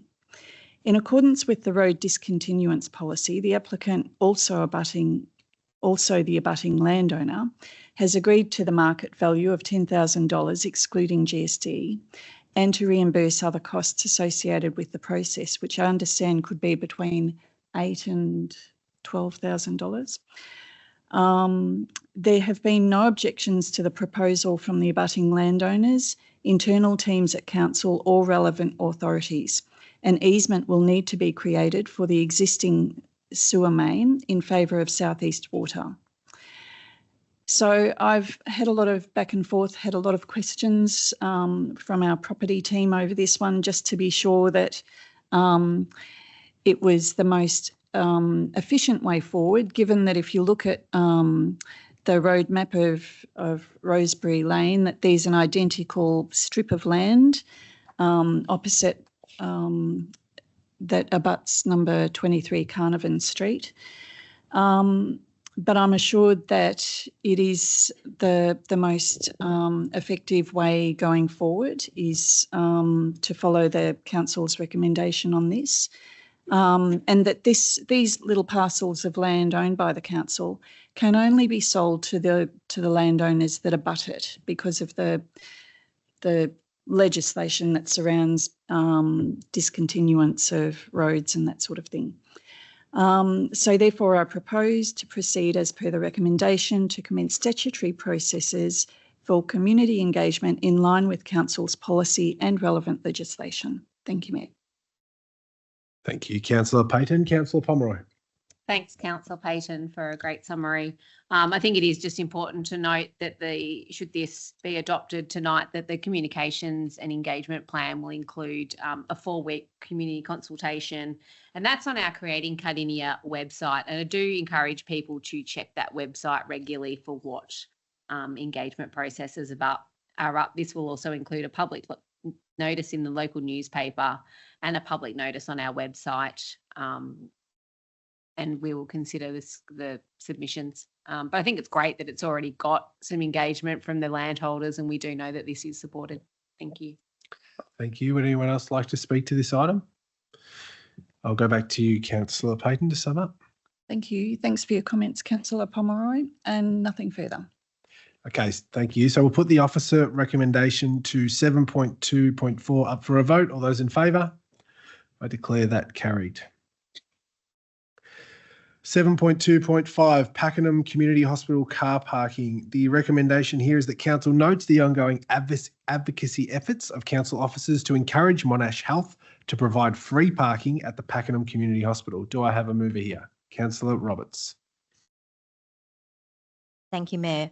Paid parking is not. Would you like to move the officer's recommendation? I move the officer's recommendation. Sorry. Do I have a seconder for that? Councillor Thompson. Back to you, Councillor Roberts. It's all right. Paid parking is not acceptable in the Pakenham Major Activity Centre at this time. I'm grateful to the council officers who have been advocating strongly for the parking within the Pakenham Community Hospital site to be free. The hospital's location was chosen because of its proximity to public transport, but a vast majority of the users will drive to use the facility. Our community is experiencing a cost of living crisis, and to start with, our community is far from rich.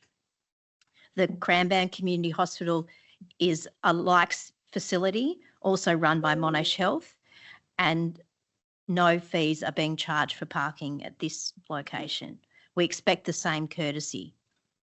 I strongly support the officers' stance in advocating for no paid parking. Council does recognise that the Pakenham Town Centre is evolving. The item notes a parking management plan will be developed with a mix of time parking restrictions applied through the Major Activity Centre to ensure parking remains available to support the needs of local businesses. This is really critical. I look forward to seeing this plan. Thank you. Thank you, Councillor Thompson.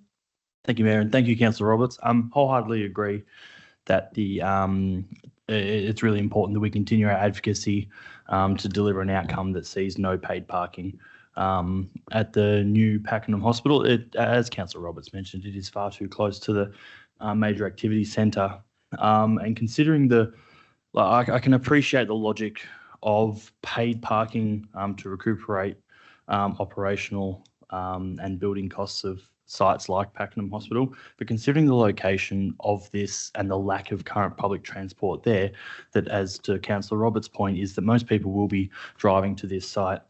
I think the precedent of the Cranbourne Community Hospital and the mix of 1 hour, 2 hour and 3 hour parking, which gives the ability for higher turnover of car spots, so people don't just park there all day. But it is still free parking at the core of those car parks. So I do support this, and I'm confident that this will get through. Thank you. Thank you. Would anyone else like to speak to this item? Councillor Ross. Thank you, Mayor. Thank you for withdrawing this item as well. Look, this is not who we are, paid parking in Pakenham CBD. We've never had paid parking here before. And we're trying to invite people to come and warmly come to our CBD. It's called the Pakenham Community Hospital. So we want people to use the car parks that are closest to the hospital, not have to pay for them. And then if they're not well or they're going to use the hospital, they'll park further away, and then they have to make their way to the hospital. They'll find a way, but they shouldn't have to do that. You should be able to use something that's close to the hospital for that use.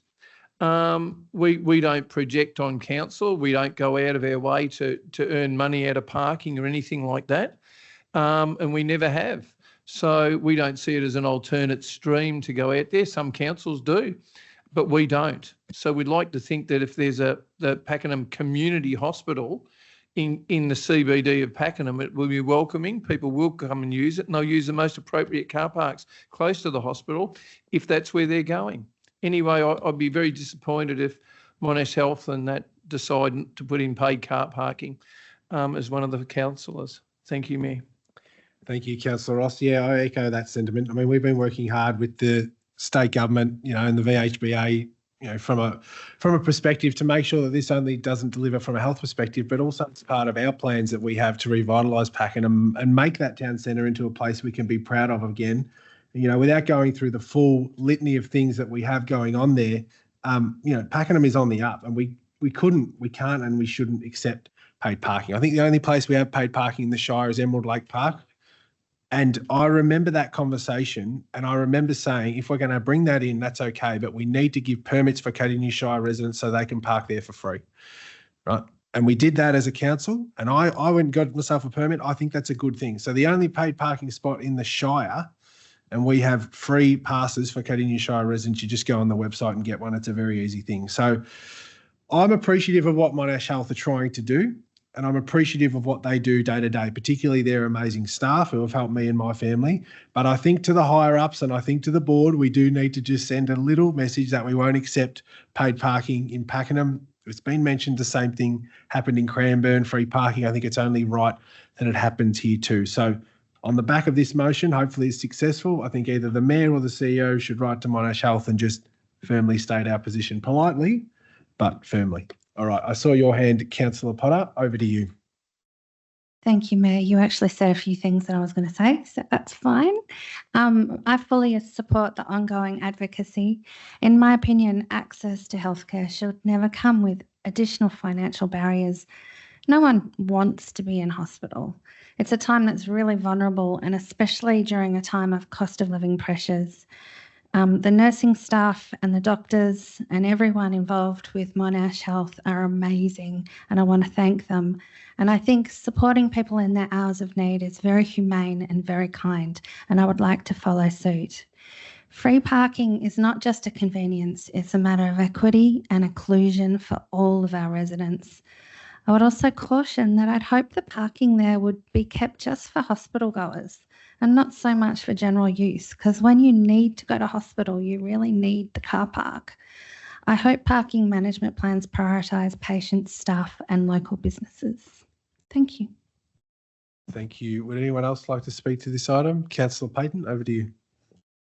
Thank you. Look, I'll be supporting the motion, but just as Councillor Potter mentioned, I think that an alternative view of this paid parking is to ensure that when ill people turn up to hospital, whether they're having day surgery or whether it's a mum with a baby that's, just wanting to drop in and get some advice, because this car park, because the hospital is so close to the main activity centre of Pakenham, and the fact that Pakenham's undergoing a major revitalisation and we're going to see so many new people coming into Pakenham to shop, I think, we should look at it a bit more broadly in future and consider the idea that perhaps parking could be charged, but a rebate ticket, or parking ticket that you can use to get out of the parking, if you prove that you're a patient of the hospital or a user of the hospital facilities, might actually be a means of reserving parking down the track. But for the moment, I think I'll agree with not charging the people of Pakenham anymore to park there. Thank you. Thank you, Councillor Payton. Does anyone else want to say anything, or I'll go back to you, Councillor Roberts, to sum us up? Thank you to everyone for their feedback and input on this item. I particularly want to again highlight the need for a parking management plan to be done, and I look forward to the officers doing that work and presenting it to us. And once again, I just say that at the moment it's a big no for me on paid parking in Pakenham. Thank you. Thank you. So we'll put the officer recommendation to 7.2.5 up for a vote. All those in favour? I declare that carried. Okay, we're going to pause here and ask Councillor Roberts to leave the room, having earlier declared a conflict of interest for 7.2.6.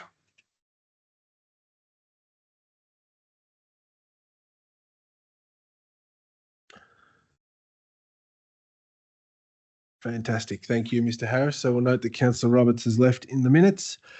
All right, councillors, Festival and Events Grant Program Review.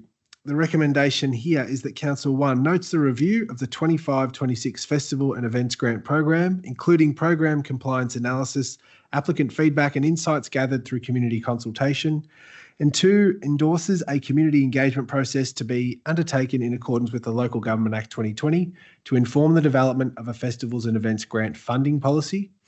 Finally, 3, receives a further report in April 26 presenting the draft Festivals and Events Grant funding policy informed by community engagement findings for council consideration. Do I have a mover for this item? Councillor Payton, over to you. Thank you, Mayor. I move the motion as noted. Thank you. Seconded by Councillor Nickell. Thank you. Thanks, Councillor Payton. Now, unusually, I'm actually going to speak against this motion, even though I moved it. I heard from a senior arts officer today that they've already started to write the Festival and Event Grant funding policy that we are supposed to be approving tonight. So I'm wondering why we are being asked to pass a motion tonight and why are officers seeking our approval to engage further with community. I've said before, when I refused to vote for a rates increase earlier in the year, that we need to lead change in council operations to reduce spending. This recommendation is yet another example of feeding the machine of bureaucracy. I urge you all tonight to think carefully and push back on this one with me. Let's consider the facts and let's ask why. Why is this needed? We've already tightened our granting guidelines to ensure transparency and accountability. That responsibility is two-way. Committees must acquit funds properly and council must clearly report who gets what and not distribute further funding without acquittals of past applications being fulfilled. The need for this came from investigations over the past 3 years that showed that grants were approved without compliance, that funds were spent without proper acquittal. The issue isn't the absence of policy here, it's the failure to enforce existing guidelines. I've just got to ask, do we really need another round of community engagement and a brand new policy? We already have actions to create an arts and creative industries strategy in our council plan, and that I think is sufficient. Since the new guidelines were introduced, officers have already consulted widely with stakeholders in the grant funding process. Feedback from applications is clear. The process is too complex, timelines are too short and templates are confusing, especially for volunteer-led groups. We know the pain points. We have an arts and cultural reference group and a multicultural advisory group ready to advise. The insights are already in our hands. Every hour spent drafting another policy is an hour taken away from delivering real outcomes for the community. What our community needs is a system that works. Simple to apply for, easy to acquit and accessible to all. Instead of reinventing the wheel, let's fix what's broken. Streamline the process, make it fair and transparent and reflect the diversity of our Shire. This motion adds cost, complexity and delay. It does not solve the problem. Let's focus on action, not bureaucracy. I will not support the recommendation and I encourage you to join me. Thank you. Thank you. Councillor Nickell. Thank you, Mayor. Just a point of order on the proceedings. Can the mover vote against the motion that the mover has put? It's a good question. I think you can, Mr. Governor. We think so, but we've never seen it be done before. Yeah. Yeah, so I mean, if anyone has any advice to the contrary, my ruling on that point of order is it's not a point of order because I'm pretty sure that you can move a motion and vote against it if you want to, even though it is a bit strange. That's okay. Councillor Nickell, over to you. Yeah, thanks for the ruling, Mayor. And let's proceed, shall we? So I second the motion as put. Yes. And I'll speak for it. I've heard directly from members of the community as some of them grappled with the process and the refinement of how these community grants are assessed and the due diligence that is increasingly being applied to the community grants. And it was a very difficult process for them. And I was very pleased in the officer's report to actually see some of the points and the feedback that was put to them by participants table as they are tabled there. And I thank the officers for that honesty in the report, and it's a warts and all report, which is great. And to my mind, that does call perhaps for a widened community consultation in the context of developing a formal policy, because the monies that are actually put here aren't small bickies. It's actually a sizable percentage of the council's budget. It's not enough in my view, but it's still large, and I'd like to grow it into the future. So to be able to grow it into the future, I think it needs policy wrapped around it, which procedures and the way the actual process runs is built off.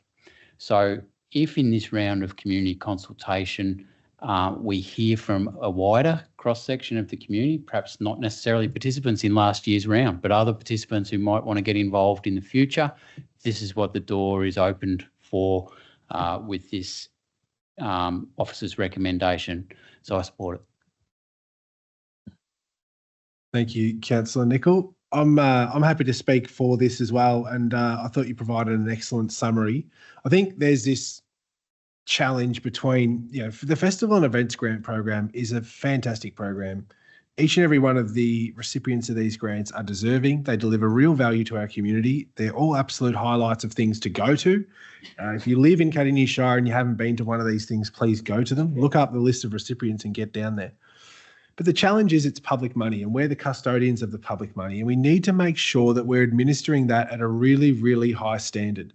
And we've heard through officers who have reviewed this and reviewed the administration of these grants and some of the documentation or lack thereof that we've received back on the back of these grants, that it hasn't been up to a high enough standard. And so as we try to improve things, that's where this challenge has come on board between the community groups who we shouldn't be putting a higher burden on, but also acknowledging the fact that we're in charge of public money, and if we're giving it to a community group, they need to be able to document what their budget was and what they did with it and what the benefit was, and et cetera, et cetera. So I'm going to support the review, because I think that we probably do need to do some further refinement so that A, the community understands the intent of what we're trying to achieve here, but B, we make sure that we're not tripping them up unnecessarily, okay? Things need to be done to a high standard, but it shouldn't be too hard. All right, I'm going to be supporting that. I'll leave it there. Councillor Thompson. Thank you, Mayor. I too will speak in favour of this motion. I think it's really important that the review does take place. As mentioned, we need to tighten up the accountability and the acquittal of funds. As Councillor Payton very correctly mentioned, it was concerning when being briefed about this, the amount of funds that I guess were not directly accounted for. And that's something that this new process this year tried to address. But there's some tweaking that definitely needs to happen within the current process. So 100% in support of community engagement. It was a real missed opportunity this year. We kind of just went with a new policy, but it left a lot of people in the dark. It left a lot of people frustrated. So I think having a review and tweaking a system and getting out there and strongly encouraging, whether you're a first timer going through the grants process for the first time, or whether you're a long-standing community group member trying to get your usual money for your event or group or multiple events, it's really going to be really useful information how we can create a process that keeps the accountability really, really high, keeps things really, really watertight, in terms of us being responsible for public money, and it's going to the right places and is spent on what it said it's going to be spent on. But also that the process isn't too labour intensive and extra work for groups and members of our community who are already stretched, who are already time poor, who are already tired. So yes, the first year of a new process, it needs refining, and I'll be supporting this review to make it more efficient for within the four walls here and out in our community. Thank you. Thank you. Councillor Potter. I'll be supporting this. It gives the community a voice in action. The motion ensures decisions reflect local needs and aspirations, not just administrative priorities. It will allow community to understand the process more clearly, so things like acquittal will be done correctly. Builds trust and engagement through inclusive representation from the multicultural community, geographically spread, and also our First Nations. Strengthening Cardinia's identity, arts and cultural initiatives create a sense of belonging and celebrate diversity. It supports placemaking, livability goals in council strategic plan, economic and social benefits, art programs, drive tourism, support local business and create jobs in creative industries, contributes to mental health and wellbeing through community connection, future focused planning, motions, influence feasibility studies for cultural facilities, shaping long-term investment, aligns with council priorities of innovation, inclusion, youth engagement and advocacy and partnerships, positions Cardinia as a leader in regional arts development, opening doors for funding and collaboration locally, nationally and possibly even internationally. It's very exciting. Thank you, Councillor Potter. Councillor Owen. Thank you, Mayor. I do acknowledge and understand Councillor Payton's position and view on this motion, and I think she's representing a voice of frustrated volunteers with the current system. But I think we need to go through this process. We need to improve the grant program. We need to do that. The report does acknowledge that there has been failings by council in managing these grants in the past. We need to rectify that. And obviously the initial conversation with the community with successful applicants and unsuccessful applicants have raised key concerns and challenges that using that will help guide our new program, but we have to go through this process to improve it. It must be improved. So I've been separately briefed on this. I was away when councillors were briefed on this, but my question was, is this process going to make it easier for our community to apply for grants? Make it easier. It has to be easier.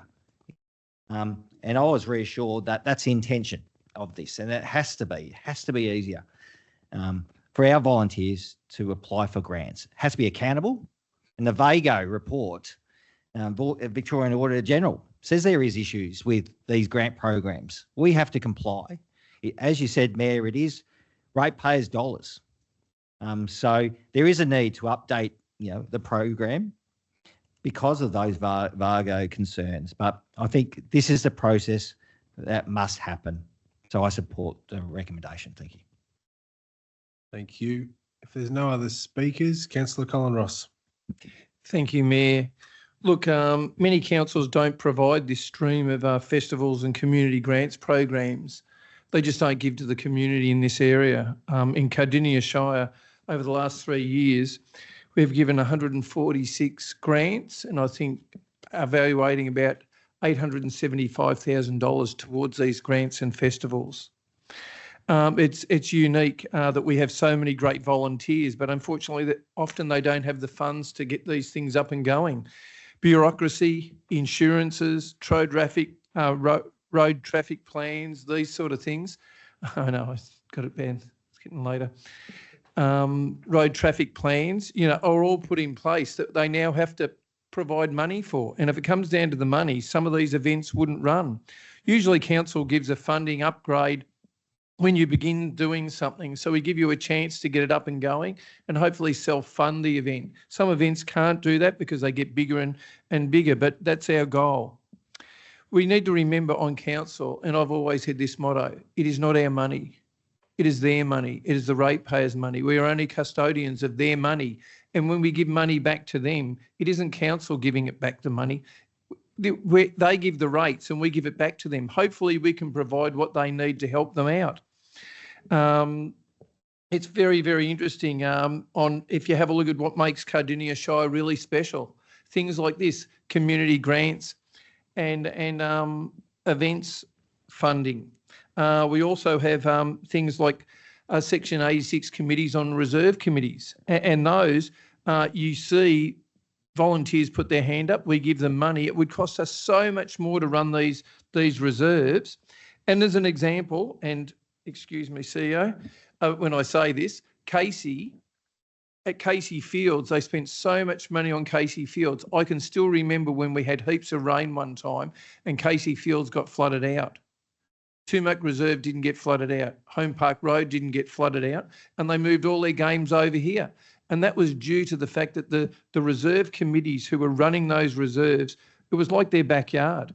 Even one of the guys, Steve Maloney, didn't even have children playing in sport at that ground. And for 20 years, he ran the reserve committee like his own backyard. This is a man who built the whole aluminium fence around the whole outside, the seat that went around at his own cost, and built it himself. These are the sort of personal things that people do when they take ownership of them. And if we have to give back, well, we give them back their money to help them out. It is the least that we can do. But it is our role to have continuous improvement all the time. We should always be looking to improve what we do and be best practice. And with this comes back information that when we made changes, they did not work for some people. Not good enough. We go away, we have a look at what we did, and we see if we can make it more tangible, that we can give it back. So some people who genuinely tried to apply for it missed out. They don't miss out in future. Anyway, I hope my fellow councillors support this. Thank you. Thank you. Would anyone else like to speak to this item? Councillor Pomeroy. Thanks for catching me on the hop, Councillor Payton. I've had to do a bit of a Google search on our policies and our programs and compare them all to work out whether I'm going to support here or not. But I am actually going to vote against this because the reasons are we've already got a policy for our Cardinia Community Capital Works grants program. We've got guidelines for the festival and events. We have policies, we have guidelines. You look through these two, they are very similar. And one just talks through the key roles and responsibilities, which is missing from the guidelines. I agree. I'm not sure we need another policy for this. We've heard what we need to hear. These grants are significant, $1 million over our council term of what is going out. So, yeah, I am actually going to vote against this one. And thanks for throwing up something else to think about tonight. All right, I'm going to go back to the mover to prosecute the opposition in an interesting summary. Thank you, Councillor Payton. Thank you. Now, ironically, when all of you speak, I actually feel like we're all on the same page here, but just a slight bit of difference, because there is a difference between writing a policy and writing guidelines. And I think we're all in agreement that the guidelines didn't fulfil the brief and the need of what any policy written would require. Now, one of our council plan initiatives is to form a proper strategy for the arts and cultural industries across the Shire. And I think that that broad and overarching strategy, once it's written, will identify, you know, all of the good stuff that these grants actually go to fund. So right here and now, what we need to do is actually fix the guidelines that we've got. We don't need to go and, you know, sit in a back room for a while and have more conversations and go out to community engagement and ask a whole lot more questions. Because I think that anybody, and there's people in the room here who have applied for grants under this festival and events grant fund, they've already spoken at length, we know, with the granting team. They've had one-on-one interviews. They've had, you know, they've given new submissions. And I really do think that we need to make use of our multicultural arts group, multicultural advisory group. We need to make use of our arts and cultural reference groups, get their advice in for sure to tweak the guidelines in line with the feedback we've already had. And that's enough for now. Anyway, thanks. Thank you. So we'll put the officer recommendation to 7.2.6 up for a vote. All those in favour? Against? 1, 2, 3, 4. That's a drawn vote. So I get the deciding vote. Okay. So I'm going to approve the officer's recommendations. Yeah. So 4-4 split. Deciding vote. Happy with that governance? Yes. We're happy? We're done. Thank you. Bringing in Councillor Roberts.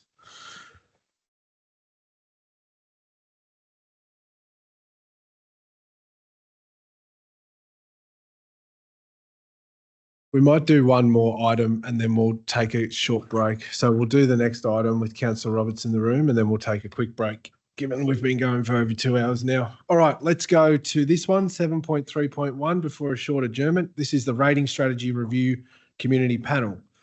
Recommendation here is that Council endorses the deliberative community engagement remit and process, Attachment 1, to inform Council's review of its property rating classifications within the Revenue and Rating Plan 2025 to 29. Do I have a mover for this one, for this item? Councillor Potter? I'm happy to move the officer's motion as noted. Thank you. Is there a seconder? Councillor Ross, over to you, Councillor Potter. This is about fairness and transparency, and I'm genuinely excited that we're inviting community into this conversation. I always think community should be in the conversation. I've always imagined a symbolic 10th seat at the councillor table for Community Collective, because their voice matters, your voice matters most in every decision we make. We literally are here for you. As the report shares, the process will be independent and balanced. The report confirms the panel will be appointed by an independent facilitator to ensure it's fair and neutral. It will also include people from different rate categories and property classifications. So we will hear from a true mix of perspectives from across the Shire intersectionally. It's my favourite word.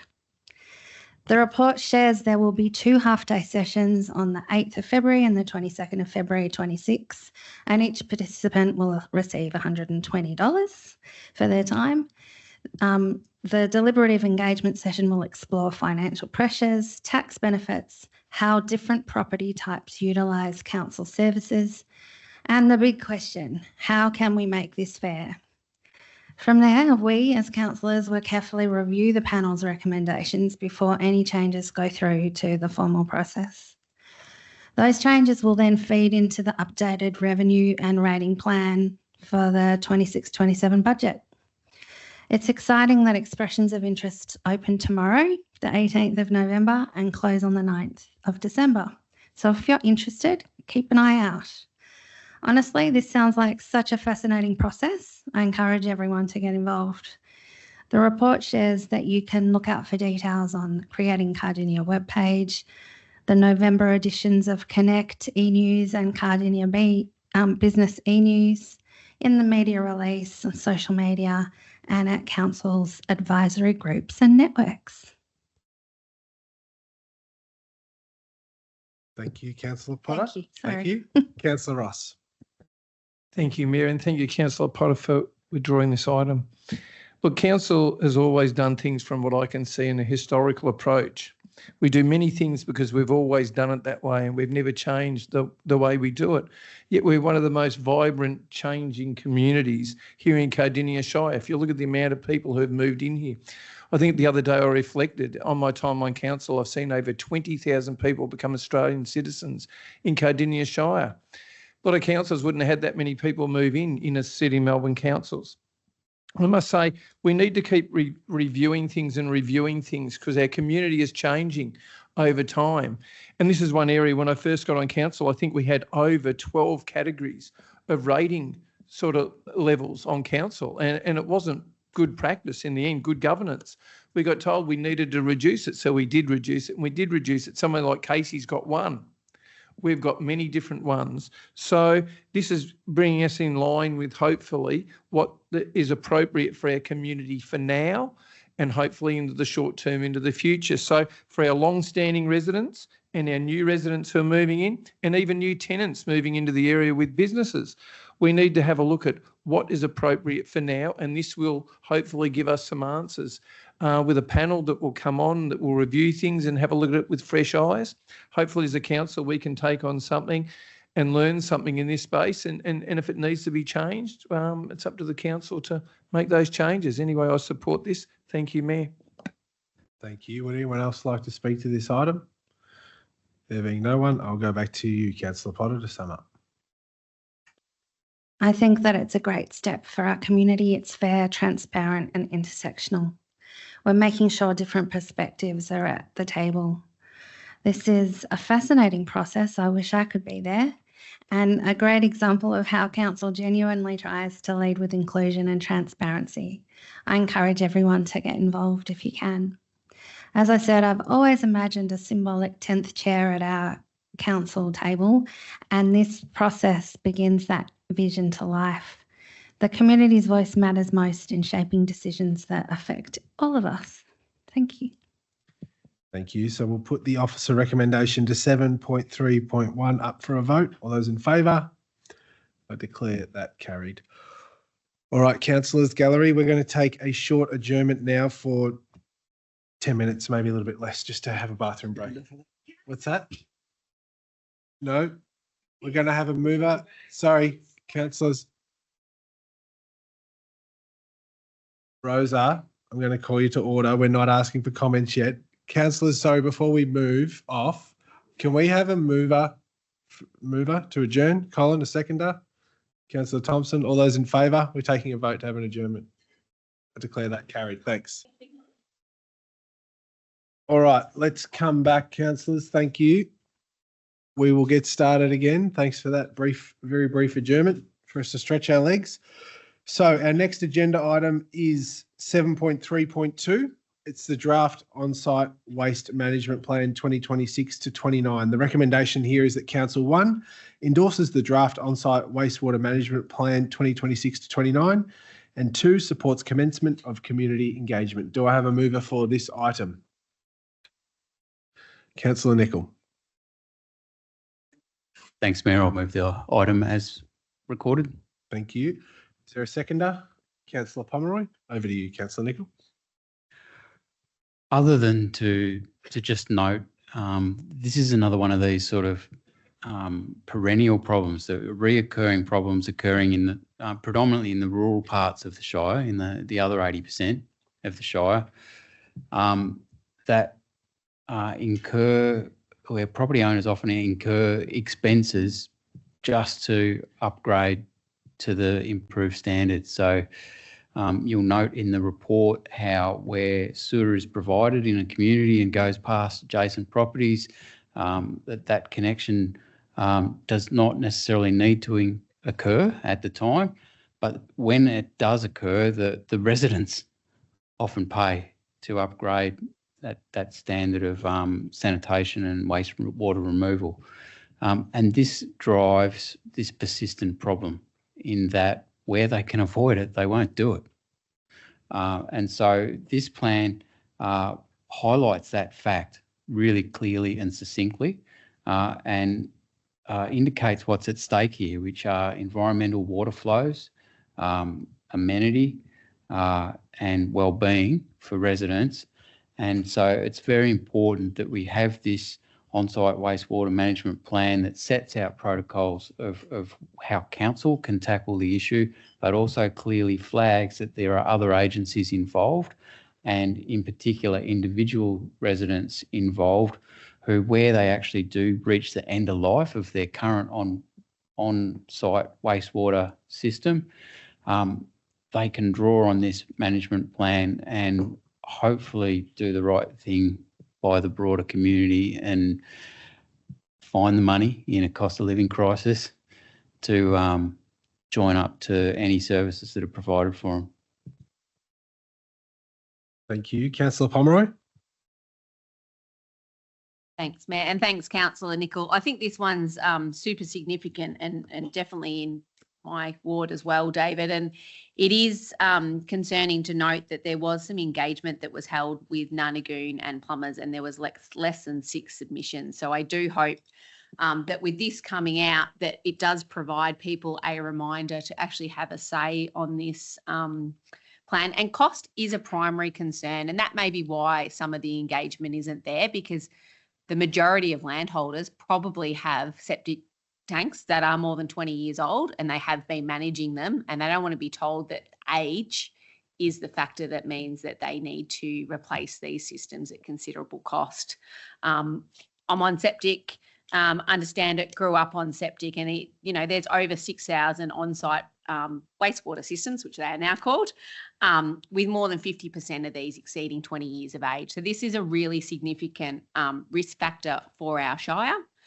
We also play a role in advocacy because we can't tell people that, oh, there's a new septic line that you can join as well. So we've got dual roles to play here.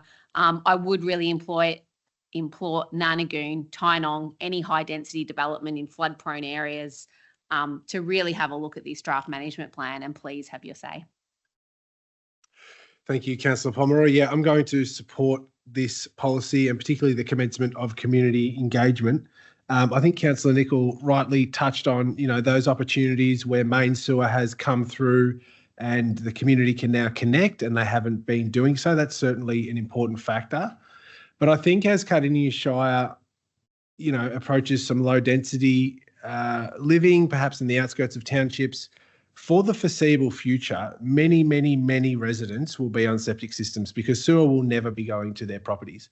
So I think, something I picked up as part of the early councillor engagement was to highlight the fact that septic tanks have taken great strides since a lot of these systems went in, and there's a lot of now recycled water that can benefit agriculture or gardening simply. There's a lot of worm farms. There's a lot of environmental improvements. There's a lot of efficiency improvements.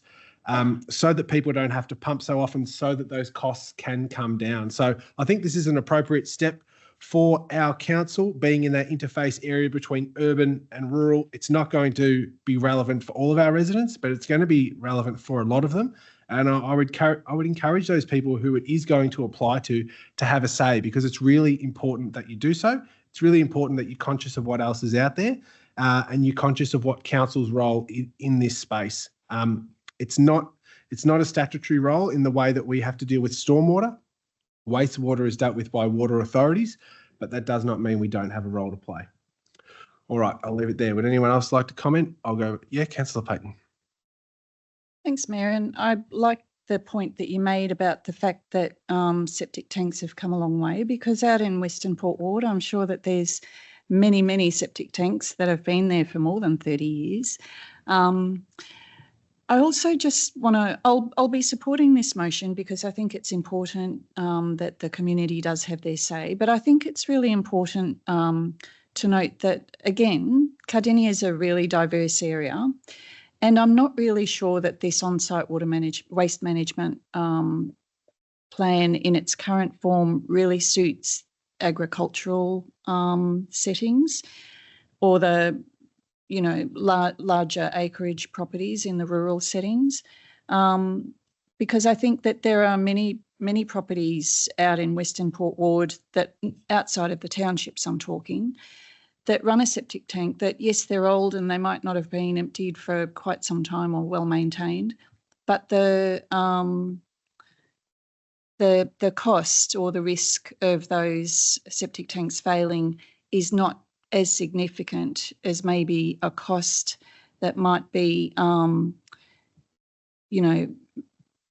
placed on the farmer currently to upgrade, just because his system's really old. So I think what I'd like, I'm hoping that the community will respond and that we'll get some sense of wisdom in the application and the compliance that we put over the policy once it's drawn up, to be sure that we're not overreaching into, to mandate that systems be upgraded when maybe it's not cost benefit to do so. Thanks. Thank you, Councillor Payton. I'll go back to you, Councillor Nickell. Thanks, Mr. Mayor. And some good points made in discussion of this. And I do hope that community members who are in this situation where they've got septic tanks on their property do take some time to have a read of this and have a think through some of the implications and provide some feedback into how this document's sort of sitting at the moment. There's a reason why loud, obnoxious Americans used to be called septic tanks. And it's because, back in the day, And still possibly, septic tanks can be sort of a bit loud and obnoxious and smelly and get in your face and annoy you. And so, when your tank starts behaving in that way, it might be appropriate. Now, we all understand, Mr. Mayor, that plumbers, aren't that cheap, right? Point of order, Mr. Mayor. I think we set a bit off track here.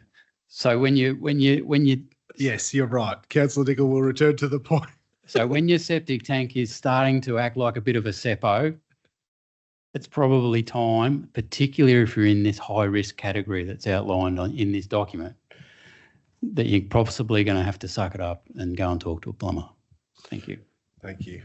Thank you for that enlightening debate, councillors. All right, let's put the officer recommendation to 7.3.2 up for a vote. All those in favour? I declare that carried. Very good. All right, 7.3.3. The recommendation here is that Council 1 adopts the Domestic Animal Management Plan 26 to 29 in accordance with the requirements of Section 68A of the Domestic Animals Act 1994, and 2 publishes the new Domestic Animal Management Plan 26 to 29 to our website. Do I have a mover for this item? Councillor Thompson. Move the officer's recommendation as noted. Thank you. Is there a seconder? Councillor Roberts. Over to you, Councillor Thompson. Thank you, Mayor. So the Domestic Animal Management Plan is a statutory requirement under the Domestic Animals Act, and it plans to enhance the animal welfare, promote responsible pet ownership, protect the environment, enforce local laws, and provide dedicated open spaces for pets. Council must base their plan on the following 8 themes, which is the training of authorised officers, registration and identification, nuisance dogs and cats, dog attacks, dangerous, menacing and restricted dog breeds, overpopulation and euthanasia, domestic animal businesses and other matters. It's a really important thing to make sure that we are on top of, as the furry friends within Cardinia Shire are many people's companions, and there are many instances of where things like cats roaming, dog attacks, menacing dogs, nuisance dogs are things that do contribute to the overall livability of our Shire as well as community safety. So it's a really good document. It's a really good report to have a read through. Sorry, I just lost some data that I was going to reference, but that's okay. I'll let other councillors speak to it in just a second while I gather my notes. But I am in full support of moving this through as noted. Thank you. Thank you, Councillor Roberts.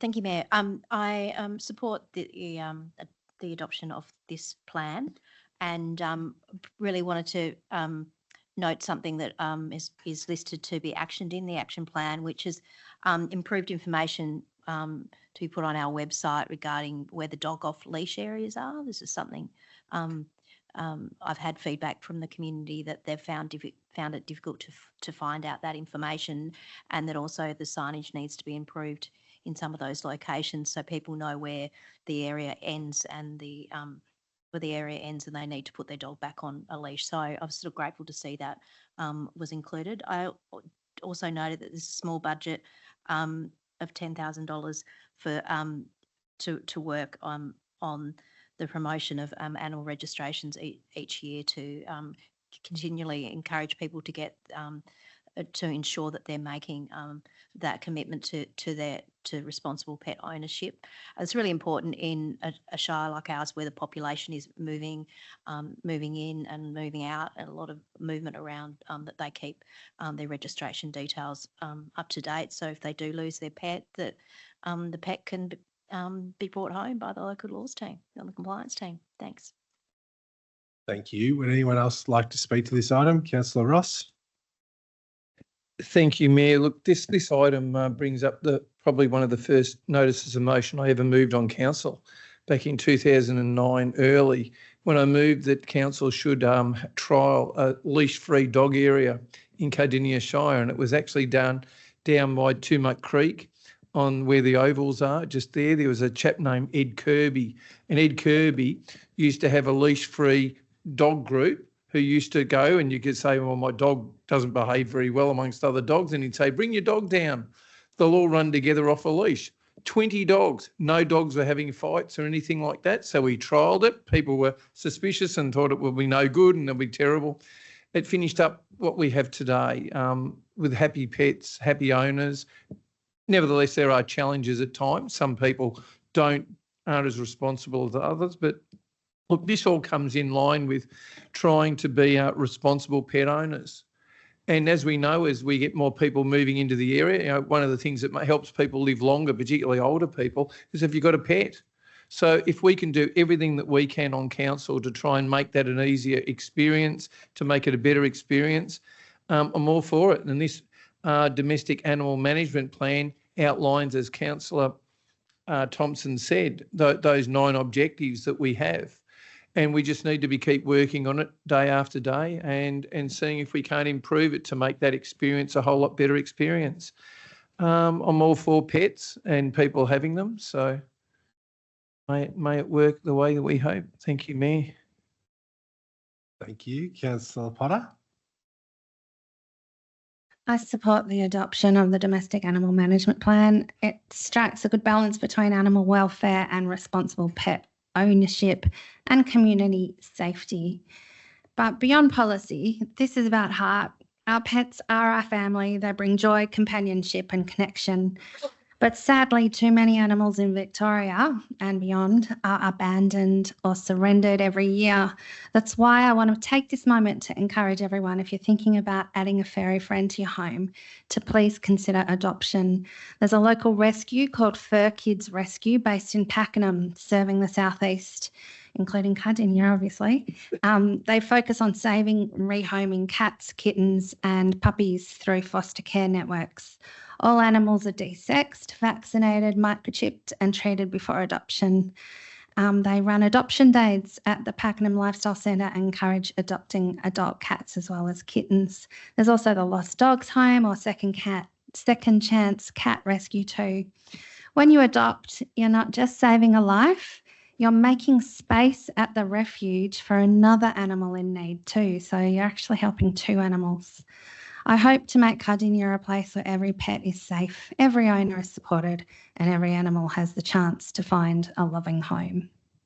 Thanks. Thank you. Would anyone else like to speak to this? I'll go back to Councillor Thompson to sum up. Thank you, Mayor. It certainly helps when you open up the right page of the report to start your facts and figures. You've got it under control.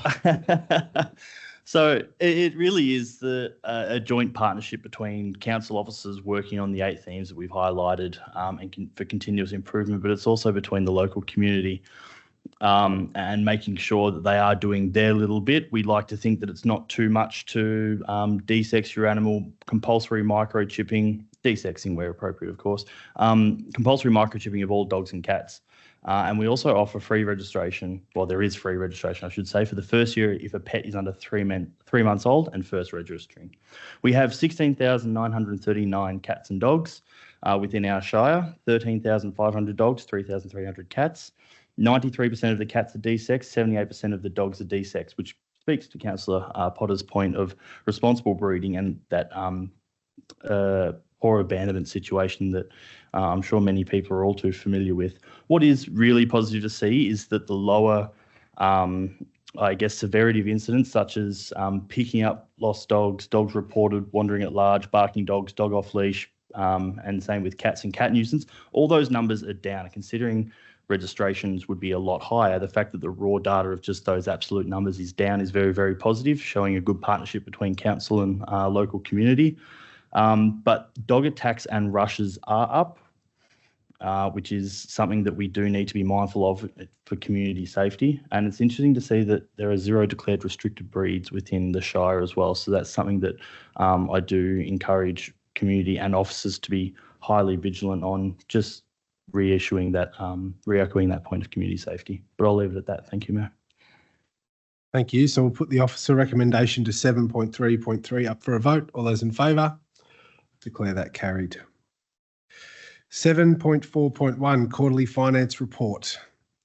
The recommendation is that Council receives and notes the quarterly financial report for the 3 months to 30th September 2025 for the purpose of Section 97 of the Local Government Act 2020, and 2, notes that the CEO, as required under Section 97(3) of the Local Government Act 2020, is of the opinion that a revised budget is not required. Do I have a mover for this item? Councillor Pomeroy. I'd like to move the item as the officer recommendation. Thank you. Is there a seconder in the chamber? Councillor Ross. Thank you, Mayor. I'm pleased to support the quarterly finance report for the first quarter of 25-26. It does provide comprehensive information on how we are progressing, and we are projecting an adjusted underlying deficit of around 20 million for this financial year, which has been impacted by the early receipt of $8 million in grants commissions funds and the investment we are making in projects at both the Coral Inn and Upper Beaconsfield Rec Reserves, and noting that they are on Crown land reserves, which impacts our end of year result.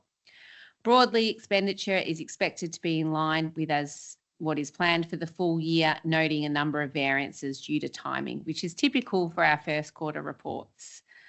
It's pleasing to see the capital program is forecasting strong delivery for the full year to renew and upgrade assets and infrastructure across our Shire. Yet we continue to hear just how great the need is, and this will continue to be a challenge for us. I'm really pleased to see some of the additional report in this information. It has changed significantly since the time I've been here, and some of that is around the transparency of rates information. We know now that 23% of our rate revenue has been collected. It outlines our financial hardship arrangements, so we as councillors get an oversight as to how many are in place and how many applications are in progress.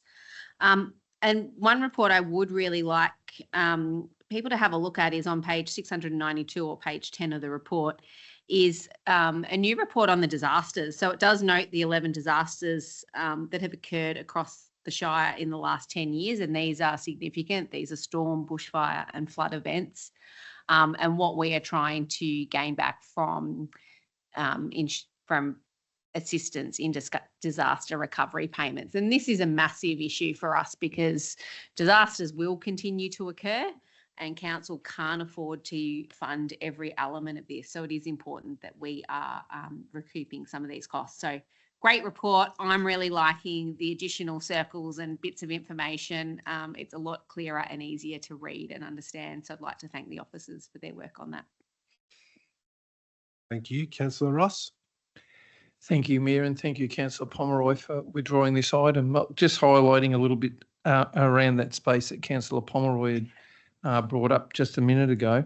It's really interesting that during those disasters, some of them it cost council in the vicinity of $10,582,000 to go through those experiences and having to support the community and rebuild things. Council was, through the good work of our staff, able to reclaim $8.7 million of the 10.5, which we spent during the disasters. And that's a difference. It still costs council $1.5 million or ratepayers to go through those experiences. It's just the good work of our council staff that documented everything and did everything that they could to try and recover the money. Otherwise, it was noted earlier that some councils go broke if they don't do this properly and they spend lots and lots of money to help the community, which they just don't have and they never recover. So anyway, look, this is a really good document. As it was pointed out, it's the first quarter and things can change over time, but still we need to keep on top of it. Will be our greatest challenge on council. In the future, just keeping the bottom line strong and being sustainable for the residents. Thank you, Mayor. Yeah, thank you, Councillor Ross. Probably my only comments around this quarterly finance report would be that this budget is only a few months old and we've started conversations for the next budget, which is always interesting. It's a long process on council, but probably just a flag to the community that from my perspective, and I think it's a widely held view, that we're aiming for a break-even budget next year, which I think in itself will be a significant achievement for the council, but is going to come with some pain. So I think earlier on we were $7.6 million for the year in underlying deficit last year or this year have just gone. We're about 3.5, so we halved it. Now we've got to find, another few $1 million to get back to a break-even budget, which for a growth area council is a significant challenge. We often hear from, our community that with more people moving in every day, councils should be flush with cash, but we know that's not the case. And it's not until that growth plateaus that we're going to see some of the financial reward of that. So it's going to remain a challenging period of time on council, but you can't achieve anything if you go broke. So the financial sustainability of this council remains paramount. It remains front of mind of everyone, particularly our CEO and our officers. But it's something we're working towards with a singular focus. We might have different approaches with how we get there, but a singular focus to be financially sustainable. All right, would anyone else like to speak to the quarterly finance report? I'll go back to Councillor Pomeroy to sum up. Nothing further, Mayor. Thank you. Thank you. All right, let's put the officer recommendation to 741 up for a vote. All those in favour? I declare that carried. 742, contract extension for Kernow Immunisation Services. The recommendation here is that Council approves the contract extension C2 000-100 Kernow Immunisation Services for a further 6 months to a total contract sum of $156,000 excluding GST, with a revised contract completion date of 30 June 2026. Do I have a mover for this item? I see Councillor Owen. Thank you, Mayor. I move the officer's recommendation. Thank you. Seconded by Councillor Thompson. Over to you, Councillor Owen. Thank you, Mayor. The purpose of this report is to recommend that the contract for the shared immunisation service to utilise contract extension provisions and extend the current contract for a further 6 months to a total contract sum of $156,000, with the revised contract completion date being the 30th of June 2026. So obviously, immunised services is still a valued service that council provides. It's currently with Kernow Environmental Services. At the council meeting held on the 12th of December 22, a 3-year contract was awarded, and this contract is shared with other councils such as Casey and Bor. At the time of the approval, the extension options were not presented to council and therefore were not endorsed. Consequently, any future extension must be formally submitted for council for approval. So the current contract is scheduled to expire on the 31st of December this year and includes a discretionary extension option of up to 12 months. Following collaborative discussions, the 3 participant councils have agreed to extend the contract by 6 months, revising the expiry date to the 30th of June next year. So this funding will ensure uninterrupted services provisions across the 2 council areas until 30th of June. Obviously, there'll be a thorough process when we renew a full-on extension, a 3-year or more year extension. Obviously, it's still to be determined whether council will continue to go with the other councils, but that will be considered then after this extension. I'll move so. Thanks. Thank you. Councillor Thompson. Thank you, Mayor, and thank you, Councillor Owen. Thoroughly agree with everything you've mentioned so far, and yeah, exactly that this extension reflects a shared commitment to ensuring the service continuity, and while we are in the process of future contract negotiations and they get finalised. It's also worth noting that the contract has delivered cost efficiencies, particularly in year 3, following a directive from the state government to revise the HPV vaccine schedule in school-based immunisation programs. And it's just basically after a study was shown that a 2-dose compared to a single-dose schedule for most adolescents, based on scientific evidence, has equivalent protection. So that's a small win for council as well. Thank you. Yeah, thank you. Just very briefly from me, I think it makes sense to finalise the current contract at the end of the financial year as opposed to the end of the calendar year. So I'm very happy to make that change. But I just wanted to highlight how important this service is, and whether or not council should be the one delivering it, that's a separate conversation. But just the fact that in Australia, we're lucky to have immunisation services delivered for our children. Anyone who has kids who've gone through that, you'll know. But also, note we have a notice of motion coming up later that's different, but similarly talking about vaccinations and the critical role they play in keeping our community safe. And I think sometimes we overlook that. So I just wanted to highlight that. Would anyone else like to make a comment? I'll go back to Councillor Owen to sum up. Thank you, Mayor. I just think it is important to note that we're sharing this contract with two other councils, and obviously at the time there was real financial reasoning for that. Whether that continues at the next contract, but this is one example where council can work with another council or councils for financial benefits in delivering essential services. So thank you. Thank you. Thanks, Councillor Owen. So we'll put the officer recommendation to 7.4.2 up for a vote. All those in favour? I declare that carried. Thank you, councillors. 7.5.1. The recommendation for this one is that council notes the community engagement update for November 2025. Who would like to move this item? Councillor Roberts. I move that item as written. Thank you. Thank you. Is there a second in the chamber? Councillor Pomeroy. Over to you, Councillor Roberts. I always find this report really informing, and I just want to mention two consultations that are currently underway. Particularly for Henty Ward residents, I want to highlight the renewal of the Ron Andrews playground and the opportunity for them to vote on choosing which design of playground equipment they would like and style they would like. This playground, the community been advocating for a little while and finally it's come up on the list. So I really want them to get involved in that process and they can do that through the Creating Cardinia website. And the second one is the review of the pedestrian and bicycle strategy, which is open till the 7th of December. It's a really short survey. It only takes about 5 minutes to do. And to the extent I gave the iPad to the kids and let them do it because it's open to all ages. This one, of course, I raised a notice of motion earlier in the year to get this review underway, and it's also a very popular council initiative amongst the councillors. So really encourage people to do the survey while they can. Thanks. So thanks, Councillor Roberts. Councillor Pomeroy.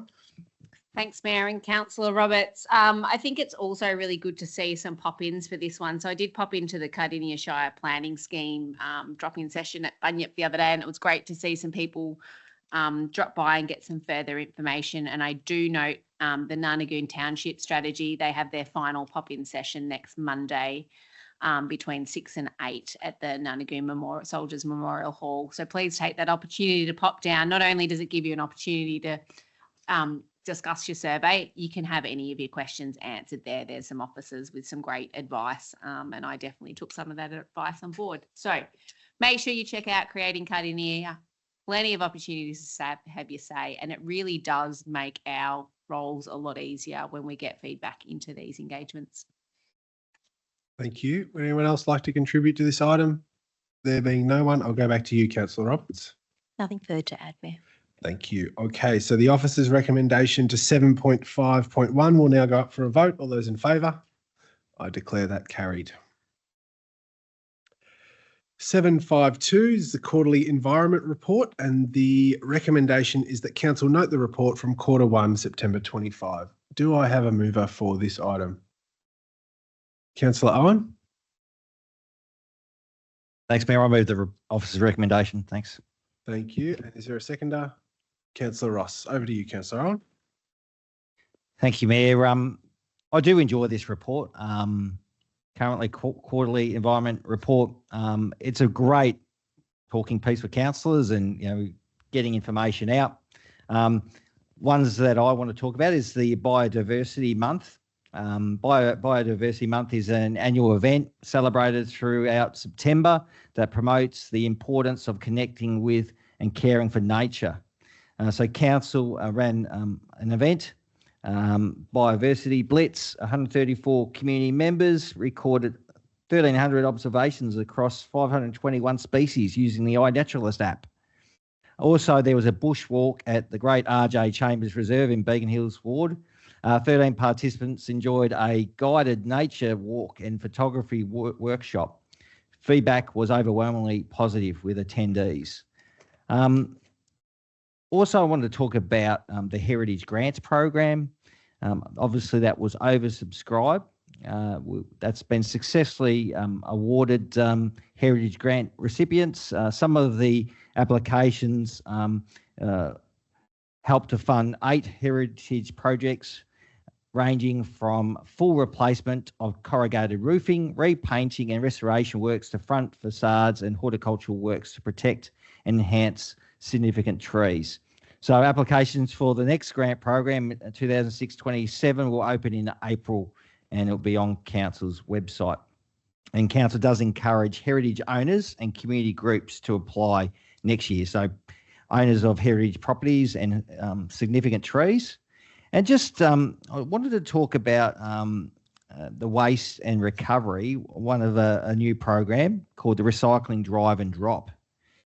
Council had its first Recycling Drive and Drop event in July. This event was introduced in response to a high demand and rising costs associated with annual free Christmas cardboard drop-offs. It was expanded to include the collection of textiles, e-waste, polystyrene for the first time, I believe, and soft plastics, providing residents with a convenient way to recycle a wider range of materials. It is funded via the general garbage charge in residents' rates as the garbage charge. But this event was held on Saturday 5th and Sunday the 6th of July at Council's Operation Depot in Purton Road. 419 vehicles attended, leaving 11.4 tonnes of material, and that's being recovered. Community feedback was overwhelmingly supportive and positive, with comments during and after the event, and that's listed in the report. Dates for the next Recycling Drive and Drop event have been confirmed for Saturday and Sunday, the 10th and 11th of January. Council aims to continue offering this as a reoccurring event every 6 months. So it is a great opportunity following Christmas, and we appreciate, whether it's cardboard or polystyrene, it's great that these can be recovered. Thank you. I'll let other councillors speak to this item. Thank you. Councillor Ross. Thank you, Mayor. Look, one of the areas I'd like to highlight out of this report is the fact that we have emergency preparedness, and we partner with our community to strengthen our readiness and resilience to climate-related events and other emergencies. Cardinia Shire is part of the second most fire-prone area in the world with the Yarra Ranges, and we have a team on council who basically keep up to date with all of the environment changes that are happening, particularly around the climate change area, where they pointed out that Cardinia Shire, particularly in the hills area, is one of the most dry areas in all of Victoria at the moment. And coming up to a fire season, they put in a whole lot of environmental initiatives to try and encourage the community to be prepared for these changes. They've even got, when you're looking through this report, you'll see we've got flood inundation areas where community groups or community members can actually make their homes more readiness for floods, and what they can do around those areas, make gardens more prepared for emergencies as well. So it really does cover a whole lot of areas, even areas that people wouldn't think of. Councillor Owen highlighted the biodiversity area, and there are so many more other areas in this report. Every quarter it comes out, I encourage the community to have a read through it, and you'll be surprised how many things that your ratepayers' money actually funds. Thank you, Mayor. Thank you. Would anyone else like to speak to this report? I'll go back to you, Councillor Owen, to sum up. Thank you, Mayor. No further, thank you. Thank you. So the officer recommendation to 7.5.2 will go up for a vote. All those in favour? I declare that carried. 7.5.3 is the quarterly performance and growth report for Q1, September 2025, and the recommendation is that we receive and note the contents of that report. Would anyone like to move this item? Councillor Pomeroy. Like to move the officer recommendation as noted. Thank you. Is there a seconder? Councillor Roberts. Over to you, Councillor Pomeroy. I'm pleased to support the quarterly performance and growth report for the first quarter. It focuses on our council plan initiatives, and we have delivered the 10-year asset plan and long-term financial plan, which were both adopted at the last council meeting. Two of the things I'd like to highlight are around the roads and drains, civil maintenance, and the statutory planning, which we are making a really concerted effort to some process improvement projects, and they seem to be paying dividends. I would note, however, that recent heavy rains have proven challenging in some areas, and the intersection between council drains and other authorities' drains is continuing to make things very difficult for some of our farmers and landholders. So I have taken a number of calls in the last 2 weeks as we experience rain that we haven't experienced for a long time. So it's been great to see that rain, but it does have implications. There has been a 68% decrease in the number of unsealed road service requests. So absolutely our improvements are working, but also weather does play a massive role in our road network, and we need to continue to be mindful of that. Continuous improvement is key, and it's great to see that this is a continued focus for future quarters. I'm in support of this report. Thank you. Councillor Roberts. Thank you, Mayor. In supporting this report, I just want to note 2 items mentioned in the report. Our household growth has rebounded to 5 new households daily for the current financial year. So it was about 3 when this council was elected. So it's, yeah, we're starting to take a fair share of the population that, many growth areas are. And you can really see it if you take a drive out to East Pakenham, that it's stepping up. There's 4 estates there that are underway now. So that pressure's only going to continue on us. In the service provision, I do note that the interactions with young people by our youth team has increased 7% on the same time last year. So it's great to see that the youth team have sort of recalibrated their programs, looked at what they were doing, and looked at how they could improve their services, and that's showing, really showing that doing that has enabled them to reach more young people. Thank you. Thank you. Would anyone else like to speak to this report? Councillor Ross. Thank you, Mayor. It's really interesting, this report, when it goes through and it writes about growth, the growth report as well as the performance report. It's really interesting when you dig down into the growth report. The federal government are the ones who determine how many new people come into the country, and state governments like Victoria or Melbourne basically have where a lot of people move to. 50% of all new migrants move to Victoria and Melbourne. And interface councils take in about 50% of those who move into Victoria. And councils like we do finish up with affordable living, so people come to move into Cardinia Shire. State government and federal government need to realise that we need the services out our way to help provide what these new migrants need and new people who move into our area. Things like the Growing Suburbs Fund, which they've stopped or they reduced down, had so much impact to our residents out here. We could do projects ahead of time instead of doing them after they're so much sorely needed. So I think with this growth report just showing that the growth is coming back again, it never went away. It just decreased a little bit for a bit of time, but it's come back. I think 5 to 6 families a day have been moving in for the last 18 years into Cardinia Shire. And that puts a lot of burden on our area. There needs to be reduced cost shifting. So many different projects or things that get taken on by councils, which all look great initially when you do it, often they reduce their funding or they don't give you extra funding for it, and ratepayers have to come up with that money. It's called cost shifting. Anyway, it's good that we've got the growth. It gives us an exciting council to be on. The challenge is there, and I only know that way since I've been on council, and all these fellow councillors. We have people moving in all the time. If we can make it the great place to live, I know Councillor Owen says a great place to live, work, live and play, I think is his motto. So he says it all the time. Thank you. Thank you. Would anyone else like to speak to this report? I'll go to you, Councillor Pomeroy, to sum up. Nothing further to note, Mayor. Thank you. Thank you. We'll put the officer recommendation to 7.5.3 up for a vote. All those in favour? Declare that carried. 7.5.4 is the Capital Works Report for November 25. Recommendation here is that Council receives and notes the performance report for the financial year 25-26 capital plan to the end of the period 4. Do I have a mover? Councillor Ross. I move the officer's recommendation. Thank you, Mayor. Thank you. Seconded by Councillor Thompson. Over to you, Councillor Ross. I'll just take it as read. Thank you, Mayor. Thank you. Anything to add, Councillor Thompson? No, happy to take that as read. Thank you. Would anyone else like to speak to the report?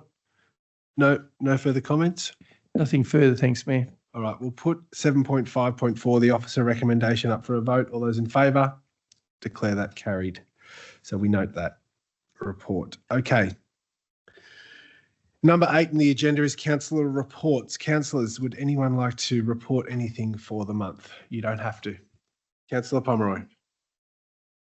I'll keep it short. I would just like to note that Miley has appointed a new CEO in Daniel Lewis, who started today.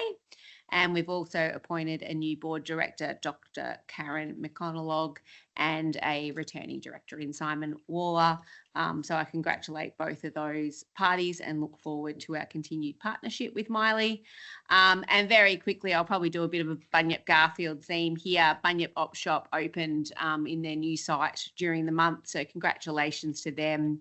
Bunyip RSL held a memorable Remembrance Day service, and I had the opportunity to attend Hank Vanderbroek's 100th. So massive milestone and a great day that coincided with Cup Day. So there was a lot of fun there from the Bunyip Garfield RSL. And thank you to my fellow councillors for your support in my first year as Deputy Mayor. It's been a massive year, a significant milestone, and couldn't have done it without you. So thanks. Round of applause for our Deputy Mayor, ladies and gentlemen. What an excellent deputy, and kept it short too. Just what a gun. Councillors, anything else to report? Councillor Owen, then Councillor Ross. Thank you, Mayor. I just want to report on the passing of two local community members. Calvin Rees was officially known as Lefty after he lost his right arm, but he was iconic to Pakenham a few years ago now, since he got ill, but he was seen most mornings cleaning the main street of Pakenham and other CBD streets with a broom, and he would clean gutters as well. He was very iconic to Pakenham, so want to acknowledge that. Also, Gwen Neve of Beaconsfield. She was Beaconsfield through and through. Gwen loved Beaconsfield and Beaconsfield loved Gwen.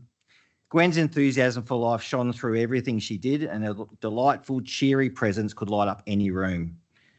She was definitely famous for her hugs and that wave. Gwen was an extraordinary member of the community. She served 3 decades representing the Beaconsfield Neighbourhood Centre since joining in 1990 and just stepped down April last year. She was involved in and ran the Midway group at Beaconsfield. She was a life member of the Beaconsfield Netball Club, and also heavily involved in fundraisers around the town, and also involved in the Beaconsfield Anzac Memorial Services, basically providing beautiful afternoon tea following the service. She was also a cleaner at the Beaconsfield Primary School for 24 years, and there's a beautiful garden in the school that recognises Gwen. So thank you, Gwen. Thanks for your love of life, and she'll be greatly missed, but her legacy of friendship, fun and community will live on in all of us. Just a couple of more items, Mayor. On the 26th of October, the Upper Beaconsfield CFA celebrated 100 years in serving the community. So that was a really great event on a very wet Sunday, I think it was. Thanks to Ian Pinney, the current captain, who organised the weekend's activities. There's a beautiful mural on the wall. That was a great project that recognises the history of the CFA in Upper Beaconsfield. And it was great to see all the surviving captains that have been captains since 1973. And finally, last week we had the Mount Burnett sealing program consultation drop-in session in Gembrook.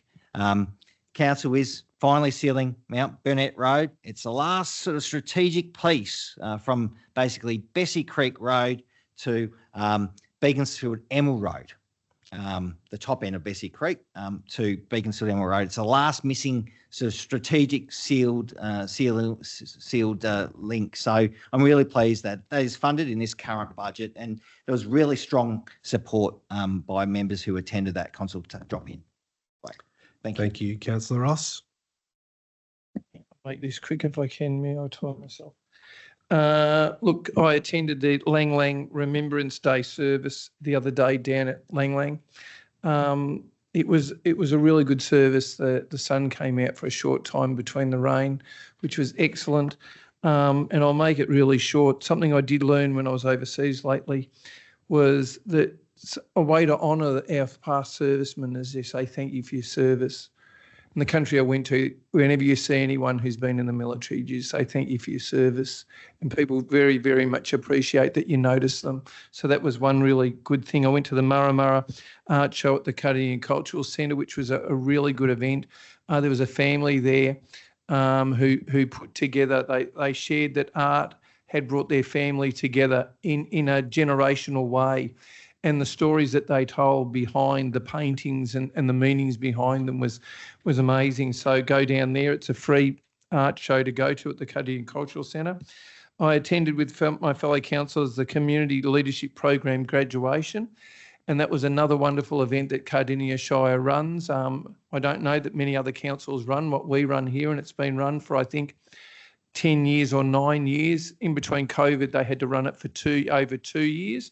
We're in really good hands when you could see some of the leaders coming through. And some of the leaders who have been through that program have been mayors on our council, councillors in our council as well. And then I attended the Kuirup Regional Health Service with the mayor and Councillor Payton. I can't see, I'm lost here for a minute. It's getting a bit late.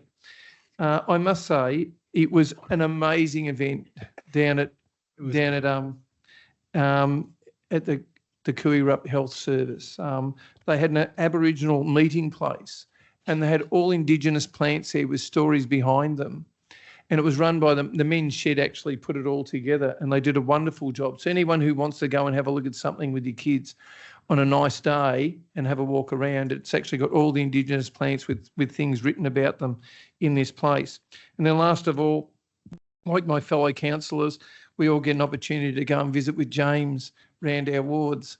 I think I spent more time in other people's wards than my ward, because my ward originally, when I first started, was Pakenham Officer Beaconsfield, so it went really wide. So I've got to keep drawing the line. Is this in my ward or not in my ward? I had to ring up some of the councillors to say I've been over to have a chat about your ward so no one would get offended. But look, it was a really, really good visit. I really value the time I spent with James. I know that he shared with me that he's valued so much the time he spent with the other councillors, learning about their wards and about the background behind Cardinia Shire. So that's my report. Thank you, Mayor. Thank you, Councillor Ross. Councillor Roberts. Last Friday, I spent some time at the Outlook Community Centre, which is one of the 2 neighbourhood houses in Henty Ward. Thanks to Alison Ryan and Taryn Boney for sharing with me about all the activities that occur at that particular neighbourhood house. You can learn the ukulele, attend the dementia cafe if you need support and you're looking after someone with dementia. There's training courses, there's rooms to hire. There's just a lot going on there. It's a really, well utilised community facility. We talked a bit about the Keep Our Doors Open campaign and the need for increased funding for neighbourhood houses. I'm also happy to report that the notice of motion that I put up last meeting, that the letter's been actioned and sent to Minister Spence. Thank you, Mayor. I also attended the Marama Our Country Song exhibition and just want to let you know that this Thursday, Robert Young, one of the artists, will be doing a live paint down in the gallery at 5:30, and the family members will also be talking about their art. So it's a free event. You can just pop down and learn a bit more about their stories and their songlines. I also attended the Remembrance Day service and laid the wreath with Mayor Kowazik. Lest we forget. Well said. Councillor Potter. Okay, I'll keep it short and sweet. There's a few meetings on that I want to let people know about. The Odcar Officer District Community Association has the AGM on the 26th at 7:30 at the Junior Ruse HQ in the Rob Porter Reserve just down the road. Also, the new meeting One Officer Business Network is on the same night, but earlier at 6 o'clock, and it will be in the dining room in Council Chambers here at the Civic Centre. And Officer Board has started its own neighbourhood watch group, a small but passionate group met at Officer Hall. And tomorrow night at 7 p.m, we have another community safety meeting with a Vic Pole, our own Inspector Scott Brennan from the Cardinia Police Station will be there, and so will I. I'd love you to join us at the Officer Hall. Also, I need to share that I went to the Victorian Multicultural Commission event. I attended as a regional advisory councillor for the end of the year celebration with incredible cultural performances and a panel discussion. Minister Ingrid Stitt announced that VMC will be replaced by Multicultural Victoria, a new statutory authority to strengthen social cohesion and tackle extremism. It will include a Coordinator General, regional deputies and an advisory council and a whole of government multicultural strategy. So that's really cool. And I just want to mention the Cardinia Leadership graduation. Congratulations to this year's graduates, such inspiring leaders. If you're thinking about applying next time, do it. And fellow alumni, if you're thinking about anything, let's turn those innovative, community-minded ideas into action. I give you a challenge. Reach out if you want to chat or collaborate. I believe in you. Go for it. Thank you. Thank you, Councillor Potter. Anyone else with anything to report before we move on? Let's move on. All right, we'll go into presentation of petitions. I understand we have 2 petitions here. Councillor Owen, would you table the first petition? So I've got a petition regarding Lenne Street, Upper Beaconsfield. Would you like me to propose the motion? Yes, please. I move that council receives a petition titled Request to Asphalt Lenne Street, Upper Beaconsfield. 2, considers a report on the matter at or prior to its council meeting in March 2026. So it's a slight amendment to what discussed. I think that's okay. Either at or prior to, depends when the report can be prepared. And 3, notifies the lead petitioner, John Carney, of the progress of the petition. I move so. Thank you, Councillor Owen. So, councillors, we note that Councillor Owen has tabled this petition on behalf of his community. For us to consider it, we need a seconder, and then we move into it like a normal agenda item. I'll go with Councillor Ross. Councillor Owen to speak first. Yeah, thank you, Mayor. I received this petition late last week in relation to Lenne Street. 32 signatories. It highlights the request to seal this road and also indicates resident support for a special charge scheme. But yeah, I just look forward to a report that comes back. Thank you. Councillor Ross, anything to add? Nothing further, thanks, Mayor. Thank you. Would anyone else like to speak to this item pertaining to tabling the petition? No? All right. Councillor Owen, anything else to add? All right. Move so. So we'll put that up for a vote to receive that and consider it. All those in favour? Declare that carried. Thank you. And Councillor Owen, I believe you have a second report. It's petitions in Upper, Yep, petitions in Upper Beaconsfield flavour today. Today or yesterday actually, and then I received an updated version today. I received a petition and I moved the following. That council receives petition titled Request to Asphalt Sunderland Road, Upper Beaconsfield. 2, considers a report on the matter at or prior to its council meeting in March 2026.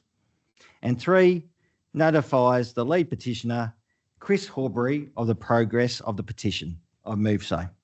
Thank you. So we know that you've moved that and it's seconded by Councillor Colin Ross. Would you like to speak to the item, Councillor Owen? I do briefly. Thanks, Mayor. Once again, similar numbers. I think it was 32 signatories on this matter. And obviously there's a prayer, but it says that they are also considering, and support a special charge scheme for the road. So I move so. Thanks. Thank you. Would you like to say anything? Nothing further, thanks, Mayor. Any other speakers? Councillor Trudy Pate. I'll just comment that both of these roads in Upper Beaconsfield were slated under the Sealing the Hills programs that was squashed. So it's just, great that these communities are collaborating now to sort of work with council together to try and seal the road. Upper Beaconsfield, as you know, is a high bushfire area. So, fire trucks need access down these narrow roads. The drainage isn't terrific. There's deep ditches on either side of the roads in most cases. And the dust creates huge issue. I know that a number of properties in Sunderland Road in particular down lower have experienced flooding, and some people have had to move out of their homes for 6 or 12-month periods. So it's important that, it's going to come up, I think, when Councillor Nickell raises a motion soon, but it's important that communities get to have their say and get roads improved that really need improvement and get factored onto the priority of council's capital works. Thanks. Thank you. Anything to say in closing, Councillor Owen? I look forward to the report. No further. Move so. Thank you. So we'll put your motion in relation to the petition up for a vote. All those in favour? I declare that carried. All right, thank you. So that's all for petitions. We'll go into notices of motion. There's 2 notices of motion for consideration. The first is from Councillor Potter, notice of motion 1120. I would like to move a notice of motion. Thank you. Please present it. Read it. Yeah. I, Councillor Samantha Potter, hereby give notice of my intention to move the following motion at our meeting tonight. That Council writes to the Minister for Health to express its deep concern regarding the exclusion of meningococcal B from Victoria's immunisation schedule and calls on the Minister to reinstate funding for the PRIME program in order to safeguard equitable access to immunisation for refugee and asylum seeker communities. Thank you. Is there a seconder? I see there is. Councillor Ross. Back to you, Councillor Potter. This is about protecting our children. I want to put a call for meningococcal B vaccine inclusion. I'm sharing today that I have a heavy heart and a deep sense of responsibility to move this notice of motion. It's not just a policy issue, it's personal. You might recall that my own brother nearly lost his life to meningococcal. He spent weeks in intensive care fighting for every breath. It was terrifying. He survived. But Levi Sire, a local 16-year-old and my daughter's classmate, did not survive. This should never have happened. Levi died on the 24th of September after contracting meningococcal B, just weeks after receiving the meningococcal ACWY vaccine at his school in Cardinia. You see, the B strain, which claimed his life, is not currently included in Victoria's immunisation schedule, yet it is funded and effective in South Australia, Queensland and the Northern Territory. Why not us? Levi's family and his mother, Norla, are now living every parent's worst nightmare. Bless her, she is bravely advocating for change, supported by over 34,000 petitioners and members of the medical community. The Royal Australian College of General Practitioners has echoed this call. highlighting that cost remains a major barrier for families, especially amid the current cost of living crisis, because it comes to around $330 for the recommended 2 doses of the vaccine. We are told that Victoria doesn't need to include the B strain because proportionally there are fewer cases. Well, tell that to Levi's family, because this is not about numbers, it is about lives, real people, our children in Cardinia. No family should have to bury their child because of something preventable. Every child deserves protection. Immunisation is not just a health issue, it matters of fairness, access and prevention. In my opinion, the combined loss of prime and the absence of funded meningococcal B vaccination leaves vulnerable Victorians, especially children and teenagers, at an unacceptable risk. Other councils are joining this call, and I want to thank and acknowledge Councillor Fomaso from City of Greater Dandenong Council, who also stepped up and has sent out a reminder email around. I appreciated seeing it shared. This is something that really needs to be out there. The more people talking about it, the better for our community. Let's be a voice for families like Levi's. Let's be a voice for Levi. Let us act swiftly and responsibly to protect the health and well-being for all Victorians, and let my daughter's friend Levi's legacy be one of change, compassion and courage. Thank you. Councillor Ross. Thank you, Councillor Potter, for raising this issue. Health comes first shouldn't just be a motto. It should be putting your money where your mouth is. Everyone likes to say it. All politicians like to say it. Governments like to say it. Health comes first. Prevention is better than cure. And it's been proven that early dollars spent on health results early, like with immunisation, saves families the devastation of disease and ultimately sometimes death. We should invest first before it's too late. I think it's been proven all over the world that many diseases are now not in the system very much at all. And as soon as you draw back from immunising people, and I realise that once you drop down below, I think it's 90% of immunisations, diseases have a tend to come back.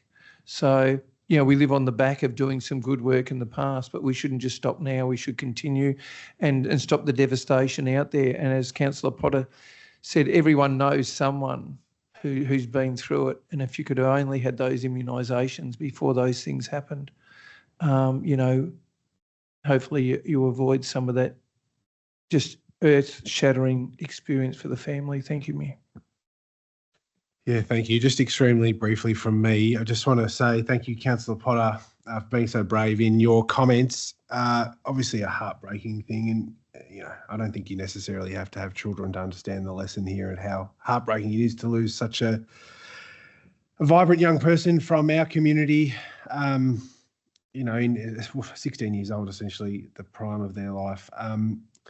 I think in terms of legacy, I didn't even know that meningococcal B wasn't part of the normal suite of vaccinations that were given to children. So I've since booked in my children to do that. And I think if any benefit can come from this conversation, hopefully it's that increasing that awareness. I'm happy to write to the Minister for Health.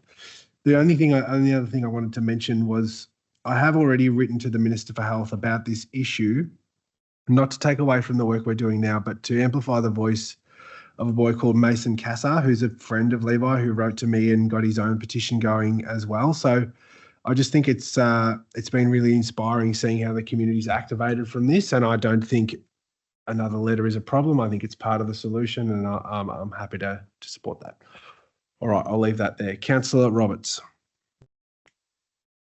I just want to make reference to point 2 of Councillor Potter's notice of motion. The prime funding ceased at the end of last year, and the refugees and asylum seekers generally often fall outside the Medicare system, so they're not included in the schedule of vaccinations that you can get on the federal sort of system. And I just feel it's a shame that after COVID and the issues that we had with vaccinations and that we haven't learned as a country to get it together and get our schedules, the schedules within each state aligned. Given how much we move around, we just have thousands of plane movements a day, and that you know these diseases can travel, and we're not really taking that into account in the approach. So, sort of think it's, and you know our refugees are you know do it really tough. Yeah, thank you. Thank you. I'll go back to you, Councillor Potter, to sum up. Thank you for your support. I really appreciate that. And yeah, fantastic that you've written a letter to the Minister of Health already. Doubling up is absolutely welcome. I hope that this motion gets passed. Thank you very much for listening. Thank you, Councillor Potter. So we'll put your notice of motion 1120 up for a vote. All those in favour? I declare that carried. Notice of motion 1120, Councillor Nickell. Thank you, Mayor. I'd like to move motion, if I read it out. That my motion is that number one, in support of rapid implementation of the proposed approach to special charge schemes, that we include consideration of ways to give appropriate priority to roads with the following characteristics. Both A, in upcoming work on refining the approach to an implementation of special charge schemes, and or B, via the unsealed road strategy. For roads, number one, point I, roads in residential areas, not rural connector roads, where lot sizes fall outside the target of the special charge scheme program, e.g. average frontage greater than 40 metres, or only some of the road frontage has residential lots. Part two, for roads in residential areas where number one applies, and or that carry a high proportion of traffic which comes from side streets, i.e. minor collector roads. Sub-point three, that roads in residential areas where traffic volumes or terrain mean that a higher standard of surface or drainage treatment is required than the special charge scheme program standards, and cost per metre will therefore be prohibitive to adjacent residents. And sub-point four, that roads in residential areas where the terrain causes adverse environmental or maintenance overheads which warrant sealing and or construction of drainage. And part two of the motion is that in parallel to development of a consistent special charge scheme approach and the unsealed roads strategy outlined in recommendation number one, that we include consideration of an inclusive process for residents to be involved in deciding the speed limit on local roads which have not been sealed to date, as a way of mitigating harmful effects in the interim. All right, thank you, Councillor Nickell. So we've received that notice of motion. Do we have a seconder in the chambers? Councillor Pomeroy. Over to you, Councillor Nickell. Thank you. In speaking to the motion, I'd firstly like to commend officers on work to date to develop an proposed approach to special charge schemes that replaces the approach that's been used over recent years with the sealing of the Hills federal money. It's an urgent piece of work for our residents. In fact, it's quite interesting to note the petitions which were tabled tonight from the Upper Beaconsfield area involved precisely this matter. The draft approach that's going to replace the approach for being used for sealing the hills is good from what we've seen so far in preliminary briefings. The road classification and prioritisation criteria is strong, with a good rationale underpinning it. However, some types of road do not fit into the classification system well, and it's going to be to the detriment of people living on those types of road. Specifically, the sub-points 1 to 4 that I listed, roads which are going to be too costly for residents to participate in the scheme, roads that are acting as a local collector road for other people nearby, and therefore the people living on those roads cop the dust, the corrugations and the maintenance overheads. somewhere where terrain makes construction costly again, which will hit those people who happen to be unfortunate enough to be living on those roads, and roads that might need to be built to meet environmental outcomes or waste or water or runoff outcomes, again, that will prove to be costly for those residents living adjacent. This is one of those infrastructure investments that Cardinia can do, and it is now fully in Cardinia's span of control. Now that the federal money is withdrawn, we have to step into the breach urgently. But it is one of those infrastructure investments we can make where, number one, ratepayers are our partners. The residents chip in.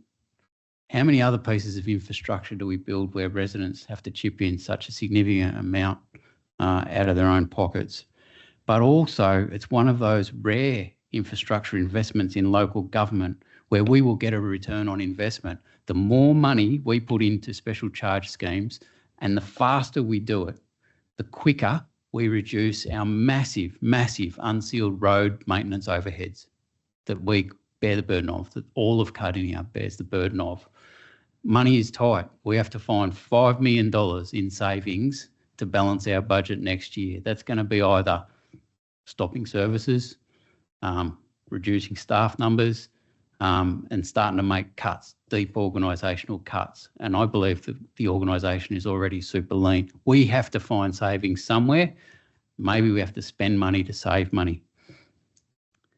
One of those more rare council investments where we'll see all of Cardinia get a return on that investment.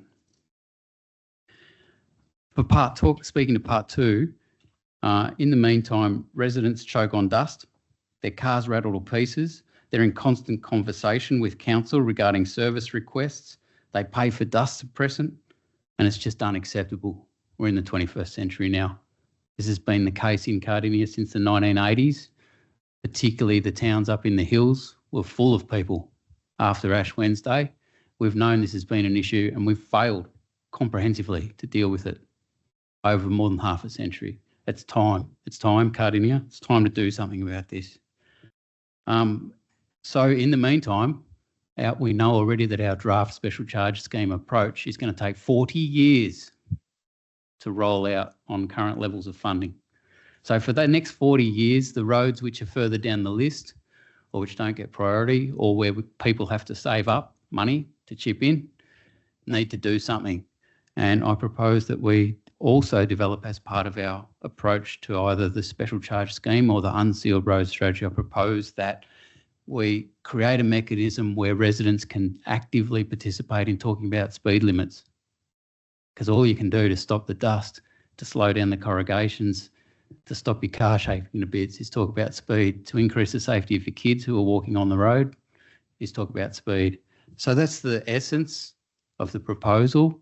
I'm asking councillors to support the development of the scheme so far, but to also include some of these other factors for the more complicated cases and the trickier roads where we might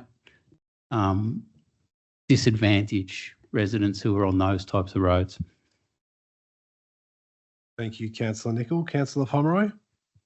Thanks, Mayor, and thanks, Councillor Nickell. And I'm not going to lie, I wasn't supportive of this NOM when it came through. I was like, this is a conversation that should have been held in the special charge scheme development. But I think the intent behind it is what has driven me to second this. And that is to ensure that we have a comprehensive plan in the special charge scheme and unsealed road strategy that does align with what our community needs. And these roads that are identified, they absolutely do need to be considered somewhere. I'm not sure which one they sit in, but we do need to consider those. The increased price of dust suppressant is a continual complaint from our community, and that their roads are being used by trucks and people getting through, and why are they responsible for the dust suppressant just because they live there? So there's some further key challenges that do need to be considered in line with this. In terms of point 2, I would like to point to some recent engagement that the government is doing on road limits as well, and people have had the opportunity. They are proposing that road limits are dropped from 100 to 80 or 70 on unsealed roads, and doing some work around that as well. And that'll have a massive impact on our areas. So it is important that we look at that. I'm mindful that we don't get to set the speed limits as a council. So working out what the inclusive process looks like will be part of this part too. But I'm sure everyone around the table has had residents come to them and say, what can we do about this speed of the road? We are really concerned about it. So I appreciate the intent behind it all, David, and I'm happy to support this one. Yeah, thank you, Councillor Pomeroy. I'm happy to support this one too, particularly point 1. I think that's more important for me personally than point 2, but I'm not opposed to point 2, so I'm going to support the motion overall. And it's interesting, you know, being mayor of Cardinia Shire, but also being from Pakenham, sometimes I get residents who ring me up and, you know, will complain about their dirt road and probably feel that I don't understand it as much as they do who live on it because I'm from an urban area. But I think every councillor here really feels this challenge, regardless of what ward you represent or what area you grew up in, whatever. This is a shared Cardinia Shire thing, which is why I don't like talking about individual wards or whatever. This is an us thing. It's an our problem. It's a huge problem that we have. You know, over 800 kilometres of unsealed roads. It's a historic thing that Cardinia Shire has inherited. It's not a problem that we created. It's just where they drew the lines on the map. So it's our problem to solve. And like any massive problem, how do you eat an elephant? One bite at a time. We have to solve this problem, and we do. We have a fantastic team, and when we had the funding, we had it all set up and we were sealing X amount of kilometres a year. Now we're going to be able to do less than that without the federal funding. So I'm going to support this for a couple of reasons. One, because of people like Rod, and I won't mention his last name, who are desperate to get their road sealed, but it sits outside of the existing parameters that we have, and it means that we cannot help them because of maybe there's only houses on one side of the road and not the other, or the lot sizes are too big, or it doesn't fit in with our specifications. And I appreciate, you know, as a council, we have to make things as vanilla as we can because we're trying to deal with a big area. But there's a lot of people like Rod who I've spoken to over my 5 years on council, but particularly 2 years as mayor, who we owe it to them to come up with a plan of attack to help them address their unsealed road issue problem that they're trying to face. Doesn't have to be short term. People will accept longer term solutions as long as they know what the solution is and they feel like they're part of it. So I think that's the intent behind this notice of motion, and that's why I'm going to support it.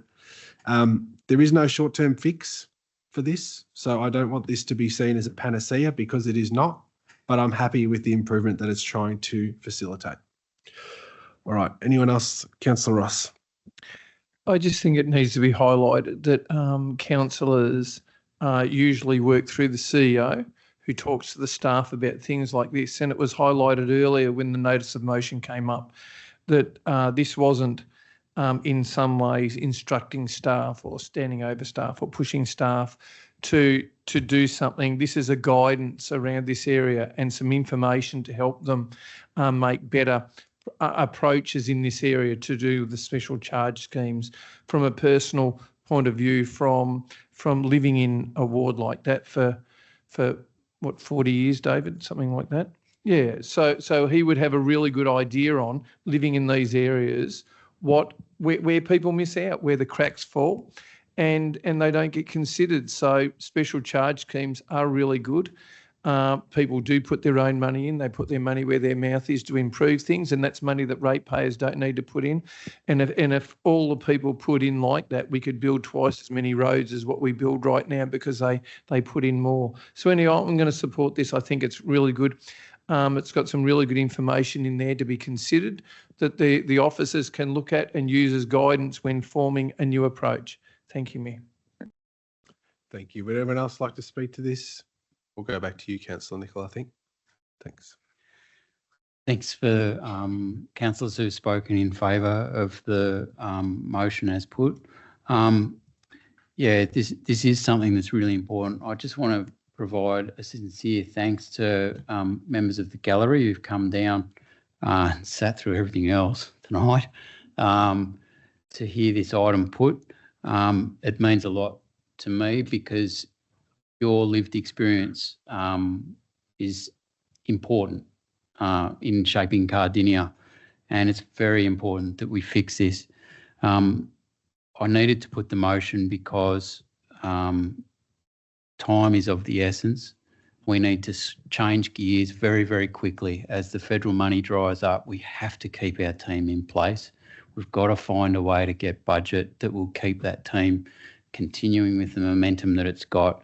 They're doing a great job in the development of the draft to date, but I felt that these may have been the cracks that would drag this out. So if we can get on top of it, incorporate it into our thinking about how we're going to eat the elephant, then that's fantastic. I'd just also like to note that involvement of the community in this matter is so important. It was the consistent lobbying for a period of nearly 10 years by the Crag 21 group, Cockatoo Road Action Group for a 21st century, that won us that federal money in the first place. It wasn't us. Our pants were down around our ankles for years on sealing this unsealed roads backlog. We've been going too slow and not doing enough to win money. And it was the community that won that federal government money for us. And we've successfully implemented some of it before it's gone off the table again. It's now our job to step in, go faster, go harder, win more money, and tell federal and state representatives what is needed, or else we will carry this backlog for the next half century. Thank you, Councillor Nickell. So we'll put your notice of motion 1121 up for a vote. All those in favour? I declare that carried. All right. No items of urgent business. We've got 3 councillor questions. Do you want to proceed with those? Okay, Councillor Roberts, please read out your questions.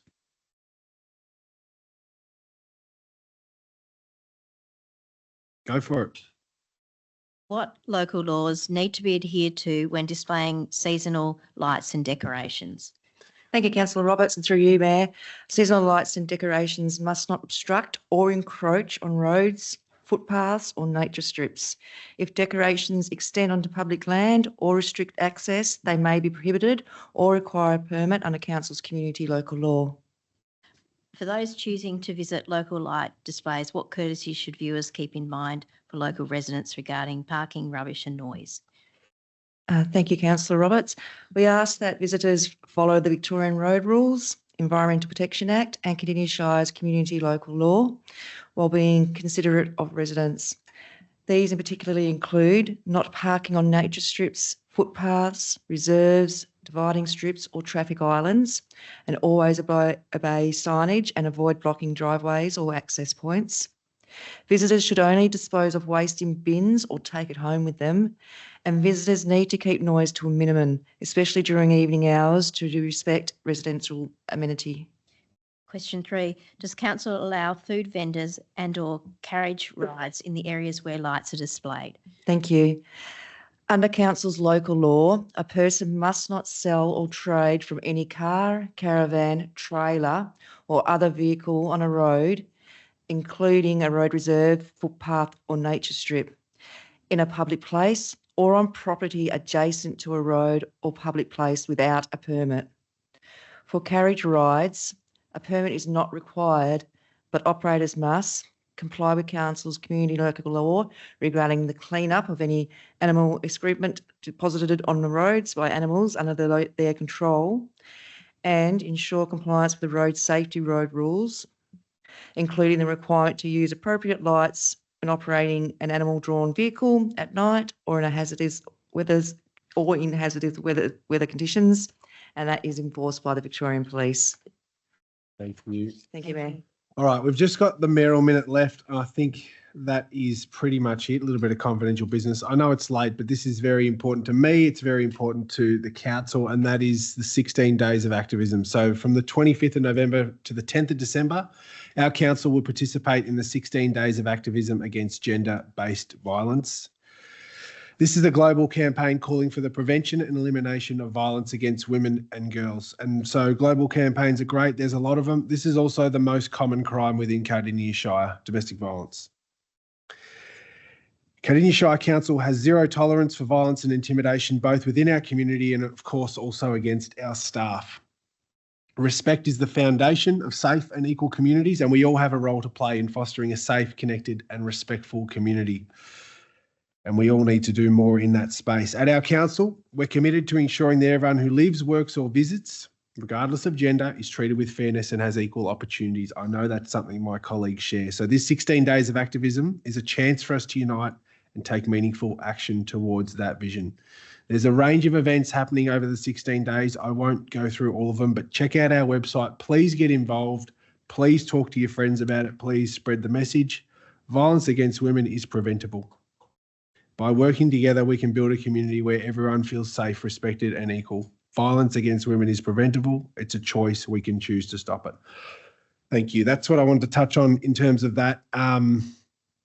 The Pakenham golf course, I won't go through that. We've done that tonight. So that's the end of public business. We do have to consider one item in a closed session, unfortunately. So I'm going to request a mover and a seconder to close council, that council pursuant to section 66(5)(a) and (b) of the Local Government Act 2020 close the council meeting to the public to consider the following confidential information. 1, agenda item 14.1, appointment to acting chief executive officer is designated confidential on the grounds that it relates to section 3(1)(f) personal information, being information which, if released, would result in the unreasonable disclosure of information about any person or their personal affairs. So do I have a mover for that? Councillor Pomeroy, seconded by Councillor Roberts. Does anyone want to speak on the item?